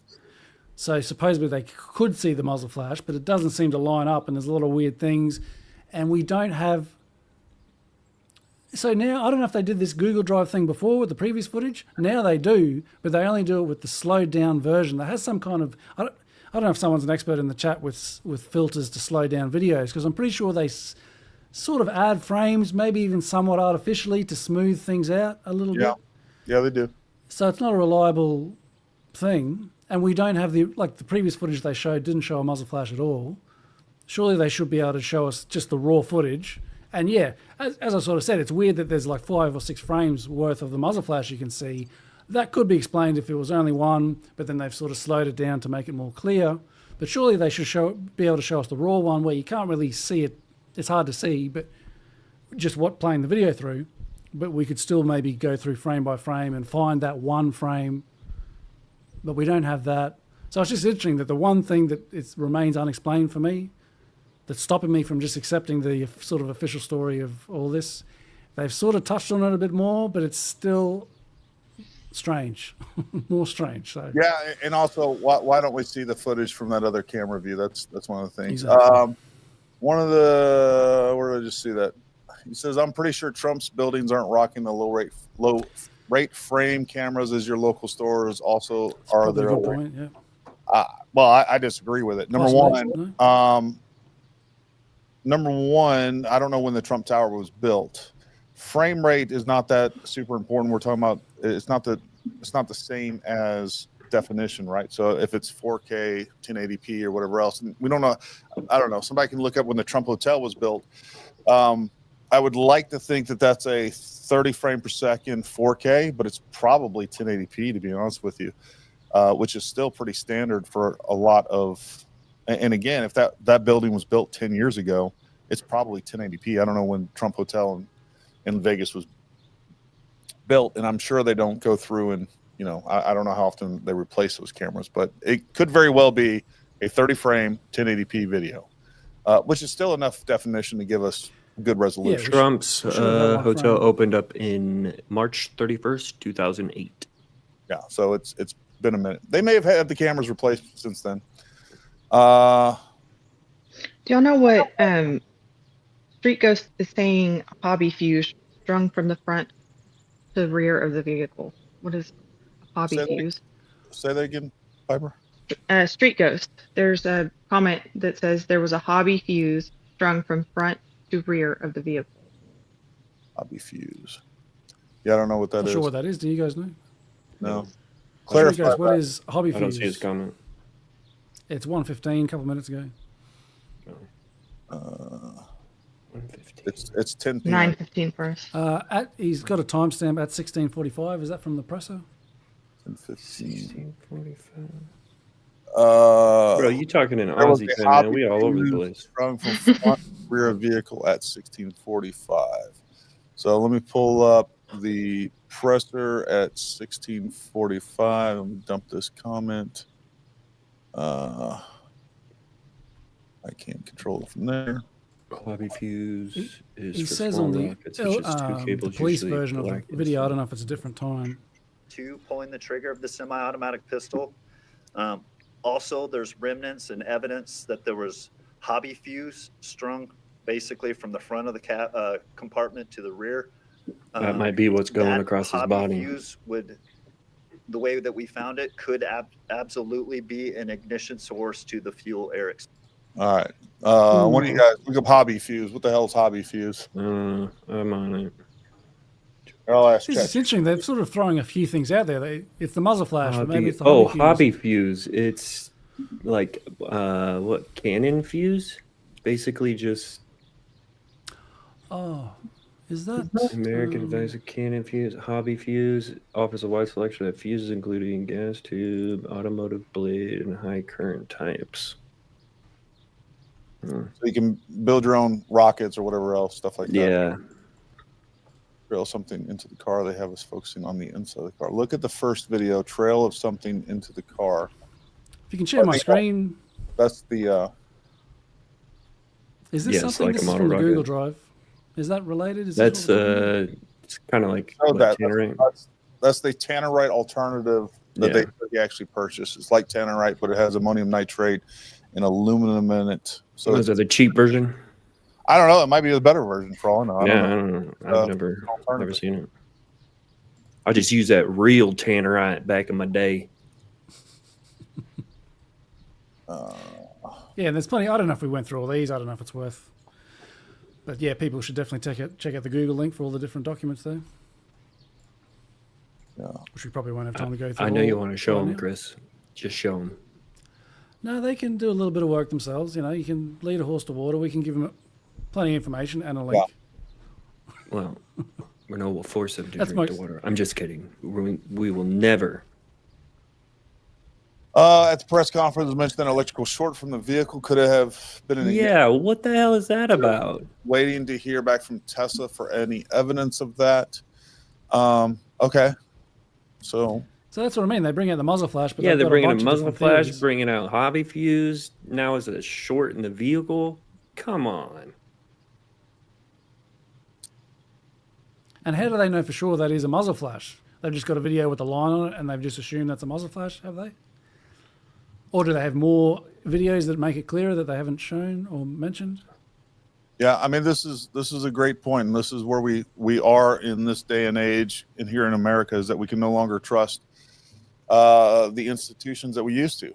We have no trust in the FBI. We have no trust in many, especially the federal law enforcement. I have a little bit more trust in local law enforcement. Las Vegas does have its own problems, I guess. We're just going all the way back to the Vegas shooting and things like that. So we have we have a trust issue here in America, and not just telling us the truth, but there's another part of this that we're seeing in law enforcement and the FBI and federal agencies in general, and that is not just a trust issue where they are clearly lying to us. So there's that. And then there's the other part of it that they're clearly incompetent and just idiotic and just miss sloppy, shitty work. And then the other part of it is they don't care. They don't feel like they can come to whatever conclusion, just like they did. I think a lot of what we see at J13 is a lot of it is like they came to a conclusion, said, hey, this is it. Case closed, wrapped up, don't care. Or they intentionally glossed over a lot of things to cover up. But either way, we as the American people want information, and they just have disdain for us. Like, who are you peasants, that you would expect us, the FBI or other federal agency, to give you information? We owe you nothing.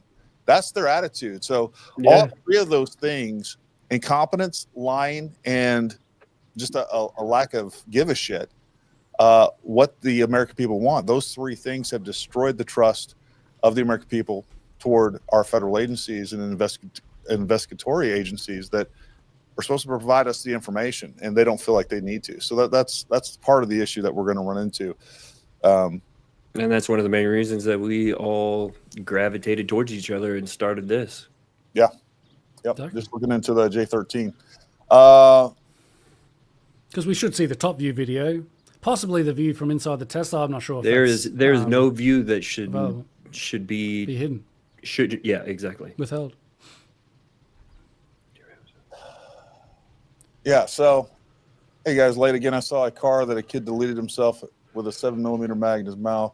Their brain matter from the ashtray to the back rear window speakers, and I bet that round exited. Again, there is a difference between a pistol, even at 50 cal, than 7mm Magnum. You're going to get more muzzle energy, more muzzle velocity come out of that 7mm Magnum than the 500. I've seen people say that the Tesla, maybe the bullet wouldn't have exited a Tesla. What do you think? I'm not buying that. I'm not buying that.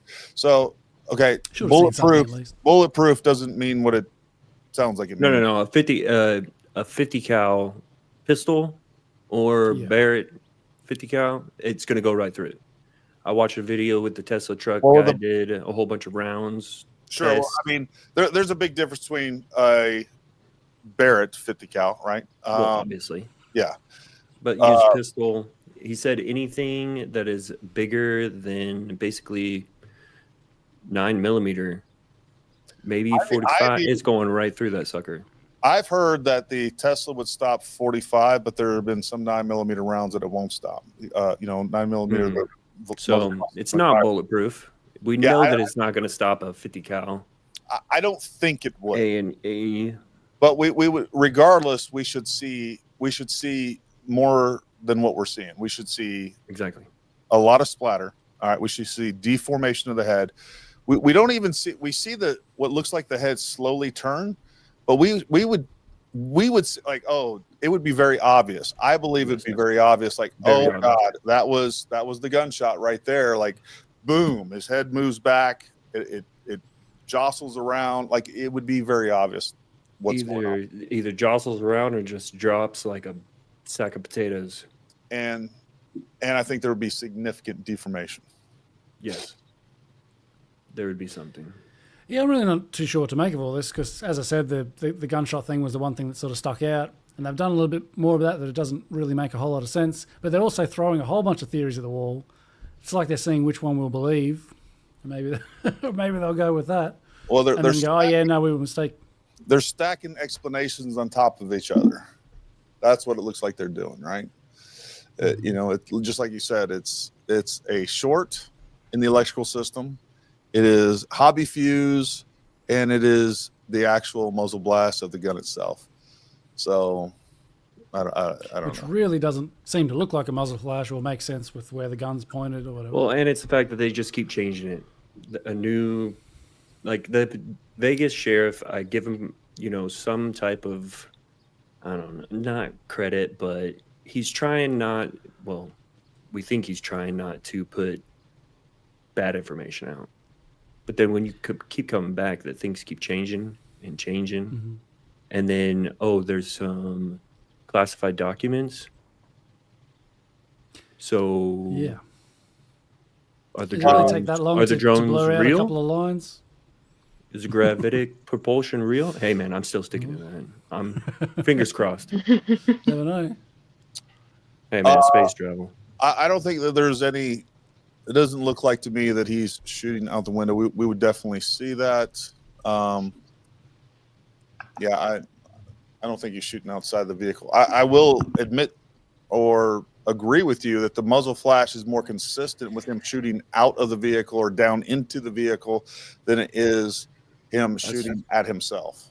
Yeah, that's what I thought he may have been doing, is shooting something off to the right or somewhere on the dash to ignite something. Then he has no gunshot wound to the head. No, not at all.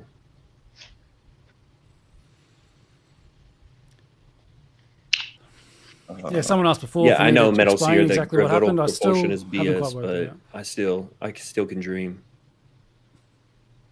Maybe it's BS for now, or up until a week ago. Who knows? Yeah. So I think I said to someone I would have figured it out in an hour or so. It's been over an hour. I need a bit more time. Sorry. But I'm still sad. They started it back in, I think it was like the 80s is when they started to come up with the theory of gravitic propulsion. I'm not exactly even sure what that means. I imagine it's just Uses something gravity to doesn't seem basically quite push realistic. spaceships. There's waves and stuff.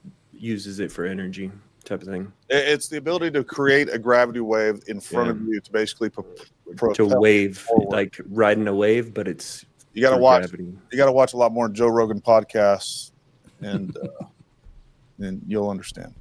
And talk to Nate a bit more, obviously. I love that. Or stuff, that. man. I love it. Or talk to Nate and just ask him a bit more to find out more about. It's about interesting. propulsion. It's interesting. Yeah. Is it plausible? I don't know, but I hope I'm alive when we see it.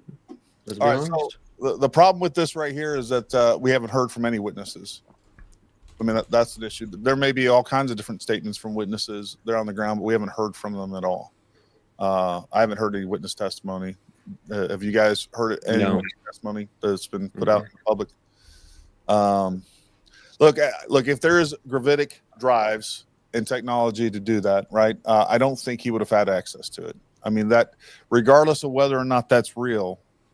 No, true. Of course. If he was, if he was losing his mind, maybe that. But that is a real random specific thing to bring up about what they're using for a propulsion system, because there's many other theories on what they have. But he was in the middle of doing drone stuff, so that type of thing was on his mind. But look, man, like I know some of my friends that are super smart and they're batshit crazy too.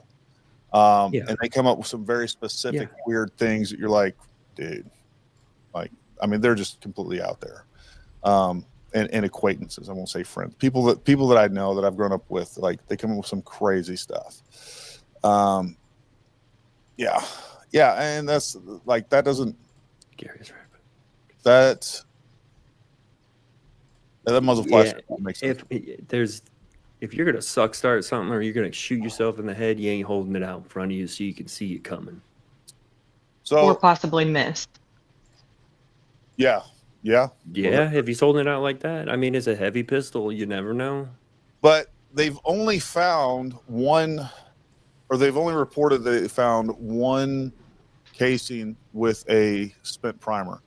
So those other casings that they showed, the primers were out of them, which means that tells me that cartridge exploded. So when you have ammunition that goes off inside of a fire like that, it is not the primer that sets it off. It's that case, the actual casing heats up and it ignites the powder within it. So it blows out the projectile one direction and typically the primer the other direction. So that's what that is. Here's something to think about. If you bought a pistol you're planning on killing yourself with, in this type of situation, would you test it before you use it on yourself? That could be a spent casing that was in there. I mean, I don't know. That you can go down that road and say, well, would you test it, and then would you pick up your brass and put it in your vehicle that you're cleaning out, or maybe shot it out of the vehicle? Who knows? Devil's advocate. Yeah, if I bought a new gun, I'm going and taking it. And I'm going to use it. Is that I'm addressing this question, and it says 3 shell casings found, and all I'm saying is that only one of those shell casings shown that the primer was spent. So the other were exploded out of. All right, we had no primers in those casings, so that tells me those blew up inside the fire. Yeah, that's all I'm saying. I mean, gotcha. Anything else is absolutely a possibility. I think Mark followed up. He goes, "How did the 3 rounds exit the magazine, though?" Yeah, the rounds exploded the magazine. Yeah. So if you look at, let's go back to this real quick, and let me get rid of this comment. So there was another thing that I noticed with this as well. So if we go back and let me find the picture of the handgun. There's another key feature of that I kind of noticed about. There's going to be someone here. So here we go. If we look at that, we have the primer spent. It's been punched over here. These 2 have been shot. All right, that clearly tells me those blew up inside of a fire because if, for instance, we see this one, it's been spent. So there's nothing to propel the primer out of it. So that's why any actual spent cartridges are going to look just like what we see here on the right-hand side. and you're not going to lose the primer in the fire. Whereas these right here, the heat causes the powder to ignite, and it's going to typically, again, shoot the projectile one way and then shoot the primer the other way. And no, these typically aren't lethal. And the other thing that can happen, depending on case or neck tension, is I've actually seen the brass explode itself. But, you know, even with the rounds going off, these are going to make a pop. There's not going to be much of an explosion. It's not like it's inside of a barrel. So it's not going to be something that's lethal or anything like that. Let me see if they show the guns again. The primer was punched, which basically means that it was shot through a gun, which is consistent with what we believe happened, that he ended up using the fire. All right, here we go. The round to. So, again, we don't know how many magazines. We also don't know how much loose ammunition that he had. It looks almost to me right here that we still have a magazine there. And there, that looks like the bottom of the magazine. What I do want you guys to notice is right here in front of the edge of the gun, the front right here by the barrel. If you look right here, we have the recoil or drive spring right here. All right, and you can see that the gun is out of battery, and that's because the plastic portions of the drive spring that hold it in place have been melted. So therefore, the whole slide on that gun is shifted forward, right? So we no longer have we have a drive spring, a recoil spring that is actually exited at the front of that barrel. Or the front of the slide. Trigger, that trigger looks like it's pulled back. Yeah, it looks stuck like maybe on the plastic. Could be. Yeah, it's hard to see exactly what's going on there, but it does look. I don't know. There's something going on right here, right in front of the pistol grip. Obviously, some of that rubberized grip is melted. But I mean, the gun's overall in good shape. I mean, you could literally clean that up and get that thing working again. So I don't know, a lot of crazy stuff going on. Yeah, I don't know this answer. I don't know if the bed is open up to the rest of the cab. I want to say on the Cybertruck, from what I understood of the specs, you could actually, I believe there's a divider that can be removed so that you have access to it. But don't quote me on that.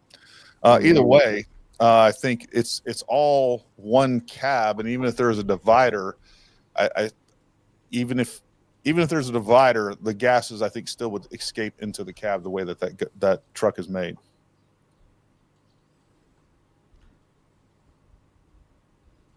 Yeah, I hear you. Look, I'll tell you, I'm a little OCD on vehicles, and I know other things.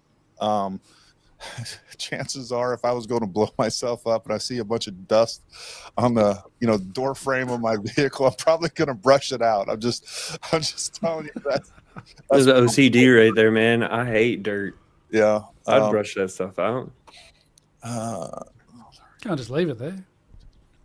No, he was charging it. He's getting that thing looking real nice. It's not like he had a long drive from where he dumped that fuel and then went over to the Trump. It was actually pretty darn close. So for those of you, if he had some windows down until he pulled up to the Trump Hotel, he could have had the windows down. I don't know if that video where they show it at the beginning, whether or not it shows whether those windows are down in the vehicle. It doesn't look like they're down or cracked at all. DB Cooper says in the chat, cleanliness is next to godliness. Oh, hold on. Let me show you guys something here. The windows are down. All right. Yeah. So I'll show you this. Look at that. That window's down. Well, when he pulls up to the build, I guess he could have put them up right before. Yeah, that's what I was saying. That's true. So that window is definitely down. Even here, that looks like the window's down right there. Both windows in the front are down. Well, yeah. So that's how he survived the trip over there. And then we can see how dark they are. So if they were, so he could have had the windows down right up to the point of getting over there. No, that looks like it's up. You can see the glare a little bit. It's probably just not as tinted as the back because that's illegal. Maybe you're right. It looked like even when I watched Fridays with Frank. Driving here in Arizona, that'd be illegal if it was tinted like that. I don't know, man. It looks like it's down right there. True. I don't know. You guys tell me what you think. It Who looks knows? like, Isn't that his arm sort of out the window a little bit? Huh? That's the passenger side. Oh, I'm That's Australian. American drivers. Yeah. we're driving on the correct side of the road. I don't know. It almost even looks like you could see like a line. I don't know. That's some of the footage that we have to dump into an editor and maybe get some additional. I don't know. That looks like it's down to me. Yeah. From that angle, it definitely does. Looks like it's down to me. But that's. I'll agree with you there. Just this one time. When it was up, hard to breathe, rather intoxicating. Yeah. Man, you'd be high as a kite. Well, regardless if it comes with a rear window tinted or not, this truck definitely has the front windows tinted or not. It definitely has tinted windows. I mean, there's no doubt about it. So whether he came with it or whatever else, that window is tinted. Yeah, it is. You're right. Yeah, the other window is down for sure. Yeah. I was saying before that the muzzle flash looks like a straight line as opposed to the more spread out ones we saw. Could that sort of be explained through the footage, through the tinted windows and? Yeah, I mean through the tinted window, only the brightest portion would likely show up, right? So, so it would look more condensed and like a straighter line, but it's a weird placement. It doesn't look like it's pointing in the right direction. It's awfully far from his face. It just looks really weird. And then holding that gun in that, again, he would almost definitely have to pull the trigger with his thumb. Yeah, he would. He would have to be holding that gun in reverse. Yes, he would. And I mean that's plausible. That could happen. There's no doubt about it. So. Yeah, that's a hard one for me to bite on. There should be laws for putting out vehicles that ugly. It always takes me 2 seconds to figure out which end is which. I reckon they look all right. At first I thought they were, a bit of a mess, but I'm coming around. They are everywhere around here. You talk about the crazy paint jobs. They look uglier in person. That's what I find. It is ridiculous. Yeah, I was. Somebody was like, "Yeah, they look a lot better in person." Than when I saw one, I was like, "Oh my god, it looks twice as bad in person." I think it looks terrible. I just like the ability that you can charge everything. Well, I don't think we've seen. The wrap looks better than the silver. I don't think we've seen video of him purchasing any of the firearms.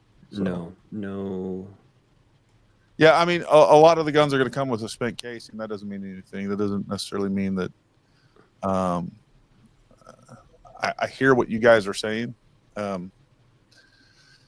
don't know. I mean, what it comes down to is there's no head wound. Well, yeah, that's true. I just can't. I can't wrap my head around that he shot himself, unless he had the gun set up with a pull trigger or something crazy like that. No, the only explanation that he shot himself after the explosion happened. That's the only explanation that I see that's plausible. You at this think point. that he would be all there in the mind to be able to do that? Because obviously that explosion not necessarily going to kill somebody, but it is going to ring your fucking bell. Yeah. I think I think he'd still be alive after that. Well, yeah, that's what I mean. I'm just saying that would he be cognitive to be able to be like? I think it's possible. All I'm saying is that I don't believe that he shot him. Okay, if it's a fact that he shot himself, and this was the point I was trying to make at the beginning of this. If it's a fact that he shot himself, I don't believe that he shot himself prior to that explosion. So the only other explanation is that he shot himself after the explosion, and then we get to the point of what evidence do we believe and not believe, and that's where everybody has to make up their own mind. Do they believe? Do they believe the video footage? Do they believe the forensic reports that we're getting right now? Do they believe that, what it really is tough to separate what even I believe that came from him. Like I keep going back and forth that first email of whether or not I think it came from him or not. and I do that about 1,000 times in the span of 5 seconds. I'm like, yeah, maybe, if it's true that he was on drugs and he was alcohol, weed, what God knows whatever else, and possibly additional psychological medications, if some of the other reports that we hear are true, like it's almost all bets are off. I think that would actually give a good explanation of why that first email sounds so crazy and so different from all the other writings that we've seen from him. But the question is, do you believe that? I don't. Well, the only reason that I would put an argument against that is if he was on those drugs, then part of his notes would also be jacked up. But none of his notes are messed. They're all good sentences, words spelled out right. And his conversation with his ex-girlfriend is all clear, concise. So you would think at some point, because if you're jacked up, you're going to be texting your exes who knows? Maybe he was trying to get a booty call or something. You'd be texting them, and your messages would be jacked up too. Well, we don't know what other messages he sent her. We only have the messages they've released. Well, even not just the messages, but the notes, his timeline that he kept. Well, that's what I'm saying. Those notes are fine to me. I mean, there's some weird things about them. That's fine. No. What I'm saying is it's vastly different from that first email that we saw that went to Sam. And what I'm saying is the only thing that would explain that email is if he was really fucked up. Now, he's not fucked up all the time. No, exactly. So that all the time. He would, at some point, he would still be jacked up while he's writing his timeline. At some point during the timeline, but the timeline is good, but the email is shitty. At least one of the notes from one of the days would be shitty. Why? Because if he's jacked up, does the email, then he's going to write down in his notes along the timeline possibly within the same time frame that he's jacked up.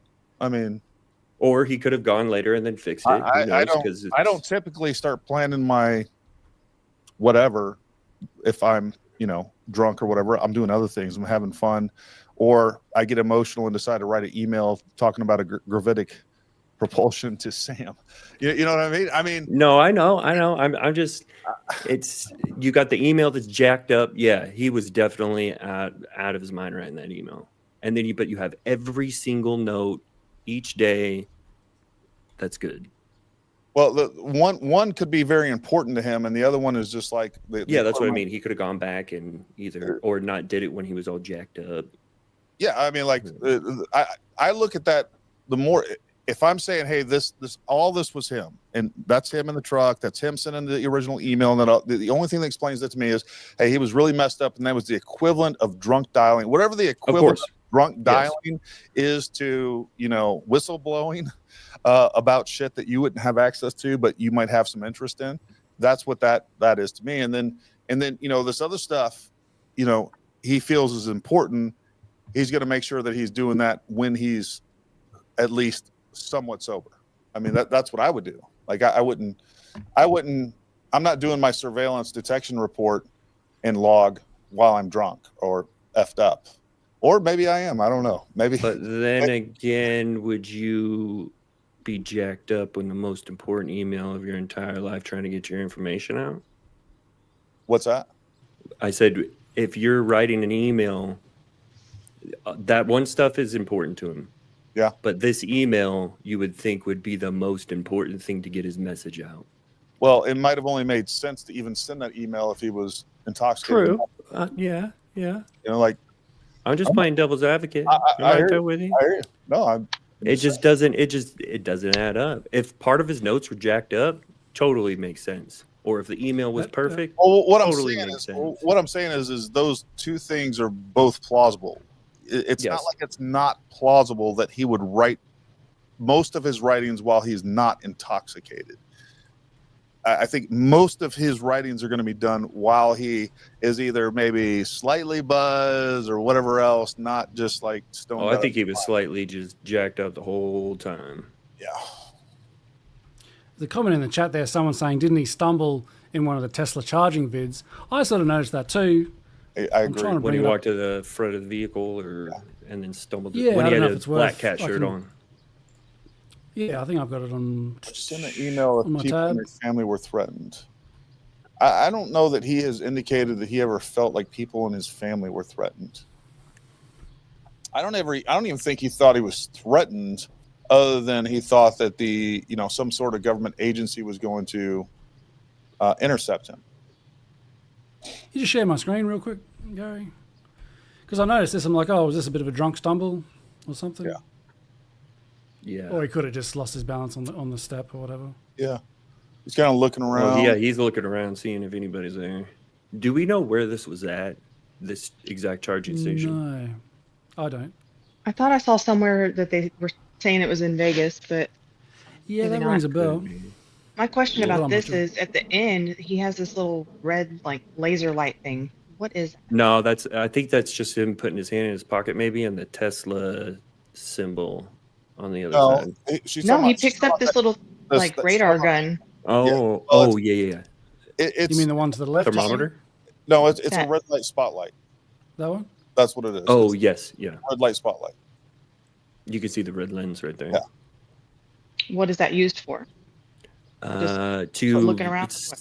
it's so at night, if you use a white light, can be seen for miles. Red light Mhm.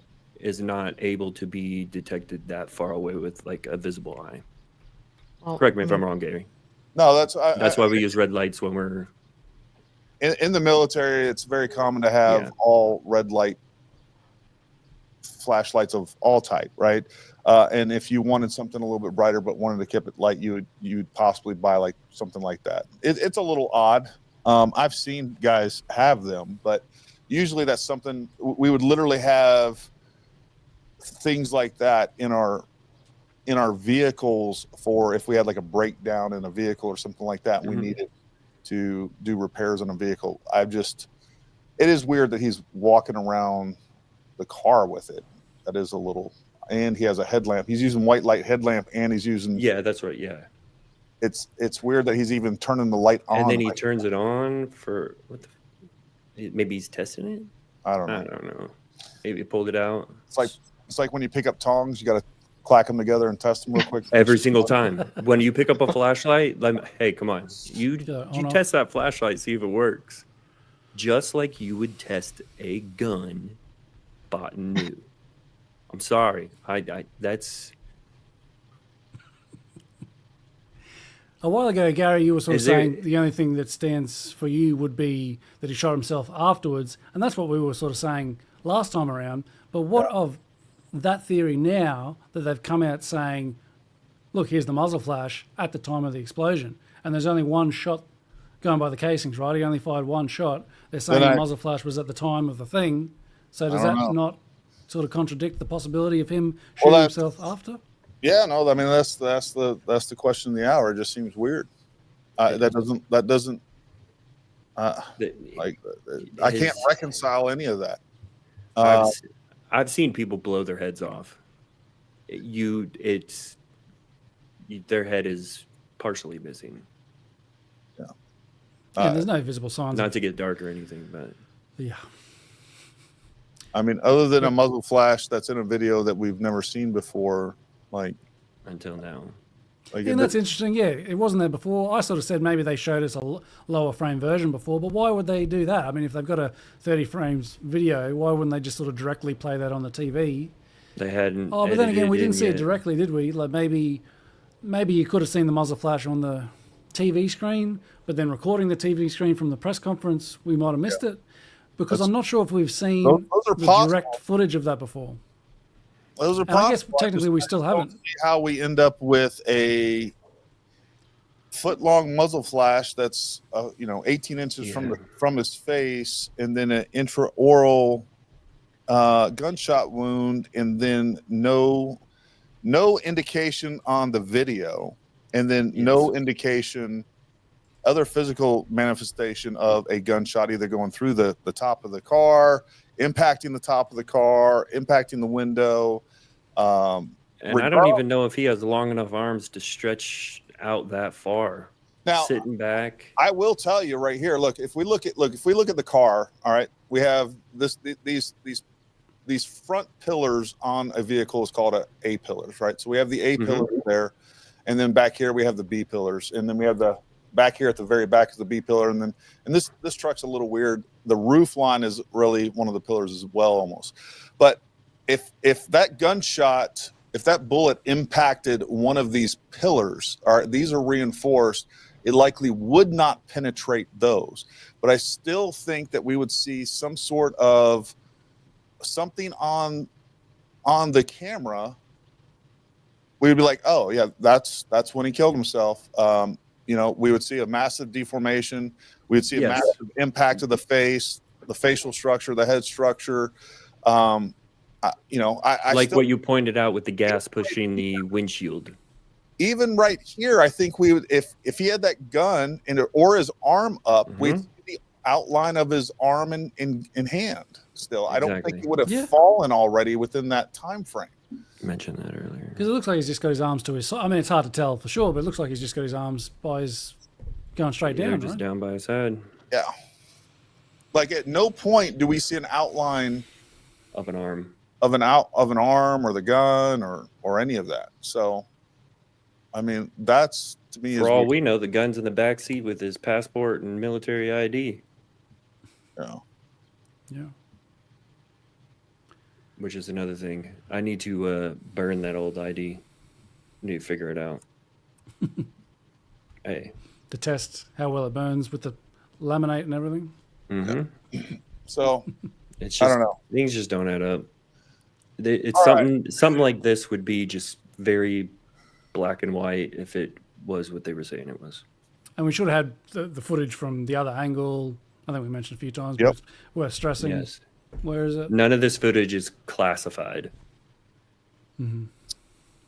Yeah, I think there were more. Yeah, no, I mean, none of the footage would be classified. I think they were talking about as far as the classified reference, maybe some things that he was referencing. No, I know. I'm just saying there's no reason for them not to withhold it. 100%. Well, I think we've discussed everything that we can tonight. I think, I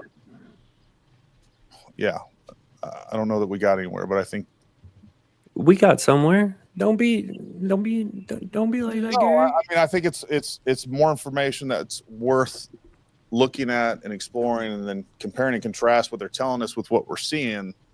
Just gotta wait for more details. Yeah, I don't know if those details are going to be. I know. Yeah, I don't know. Because I was heading towards accepting the official sort of story last time, except for that one thing that sticks out. But then with this, they've attempted to sort of clarify that. But in a way, I'm a bit more suspicious because it almost seemed like this press conference was them trying to put a nail in the coffin, and this is it, and we're done.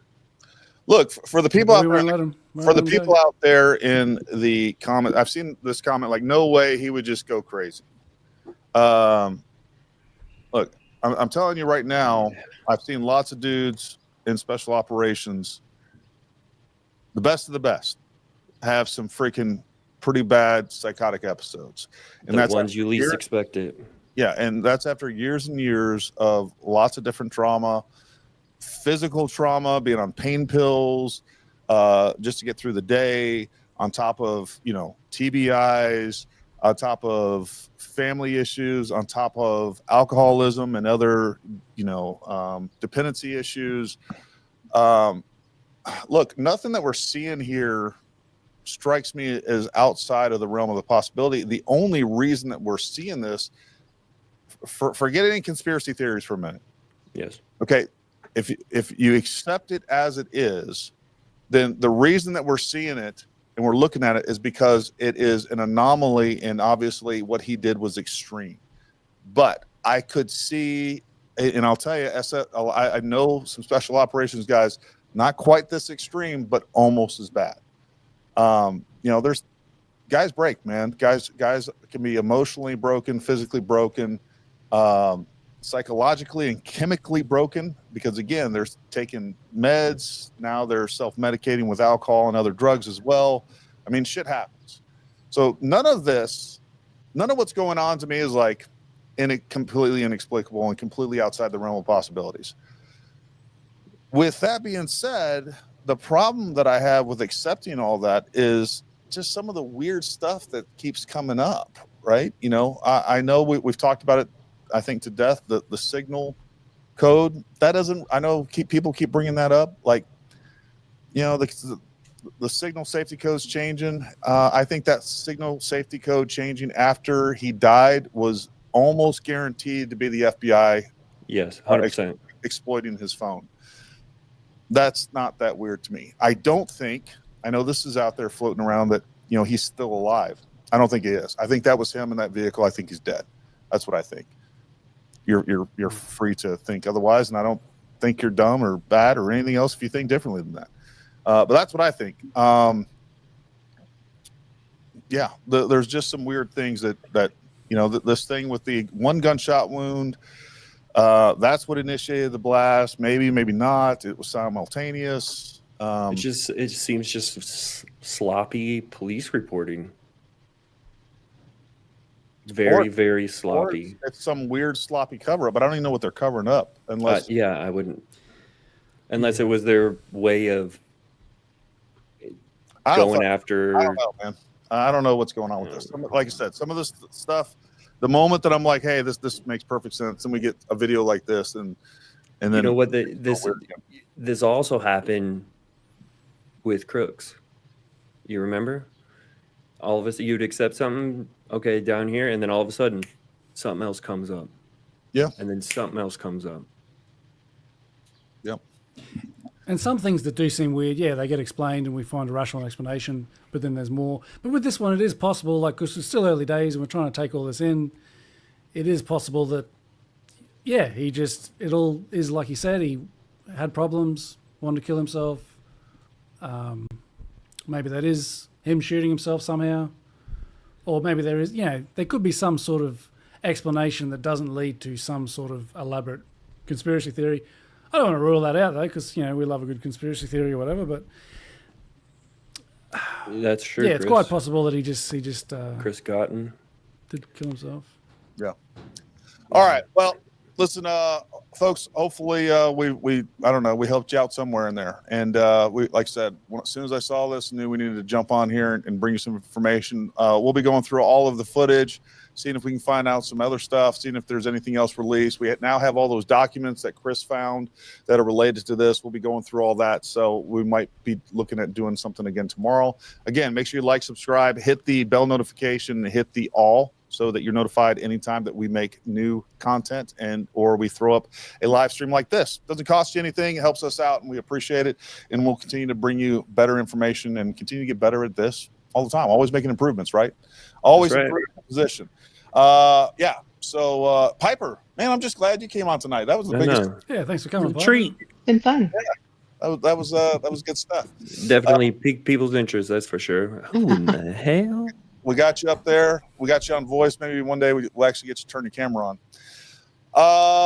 It's funny, we got these sort of ex-vets, ex-feds, plus the guy with the Freemason thing, and now we've got this mysterious female that joins the fray. What is this operation here? You have to stay tuned and find out what's going on. You got to tune in next time. She's awfully Chloe.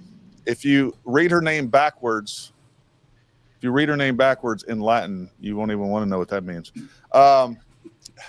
So I posted that. Maybe the next streams you guys could be on location from Greenland, maybe just to mix it up. You know, travel throughout the United States. You mean our new Arizona state? to Greenland? Yeah, that's what I was saying. 51, 52nd state after Canada. Oh, that's true. Hey, I mean, if it's for sale, why not buy it? I literally posted just a video of us out in the snow. I think yesterday or whatever it was, a little short, and the kids were. I was teaching them to plow and doing some other things. And a lady put on there, I saw what'd she say? An anarchist sign in your snow. I'm like, what? What are you talking? So I go back and like, there were some tire tracks where the 4-wheeler backed up in one spot, and just the weird shit people see in the background. That's because they just likely story. Anarchist Gary. Likely story. Damn, it's snowing. Shoot, it was once it gets below 80 degrees, I gotta put a flannel on here. Yeah, well, it's about 12 degrees here right now with snow on the ground. All right, folks, we're going to call it tonight, but thank you for tuning in. Make sure you stand by for more. Make sure you join us tomorrow at 7 p.m. Eastern time for a Dangerous Liberty podcast. We're going to talk about health, nutrition, and we'll set all the conspiracy theory and all the craziness aside and talk about, I don't know, I guess slightly more positive things that you can have control over, right? We're going to help you get healthier and be more aware of what you're putting into your body. I think that's really important. All right, folks, but until next time, stay armed, stay ready. We'll talk to you soon.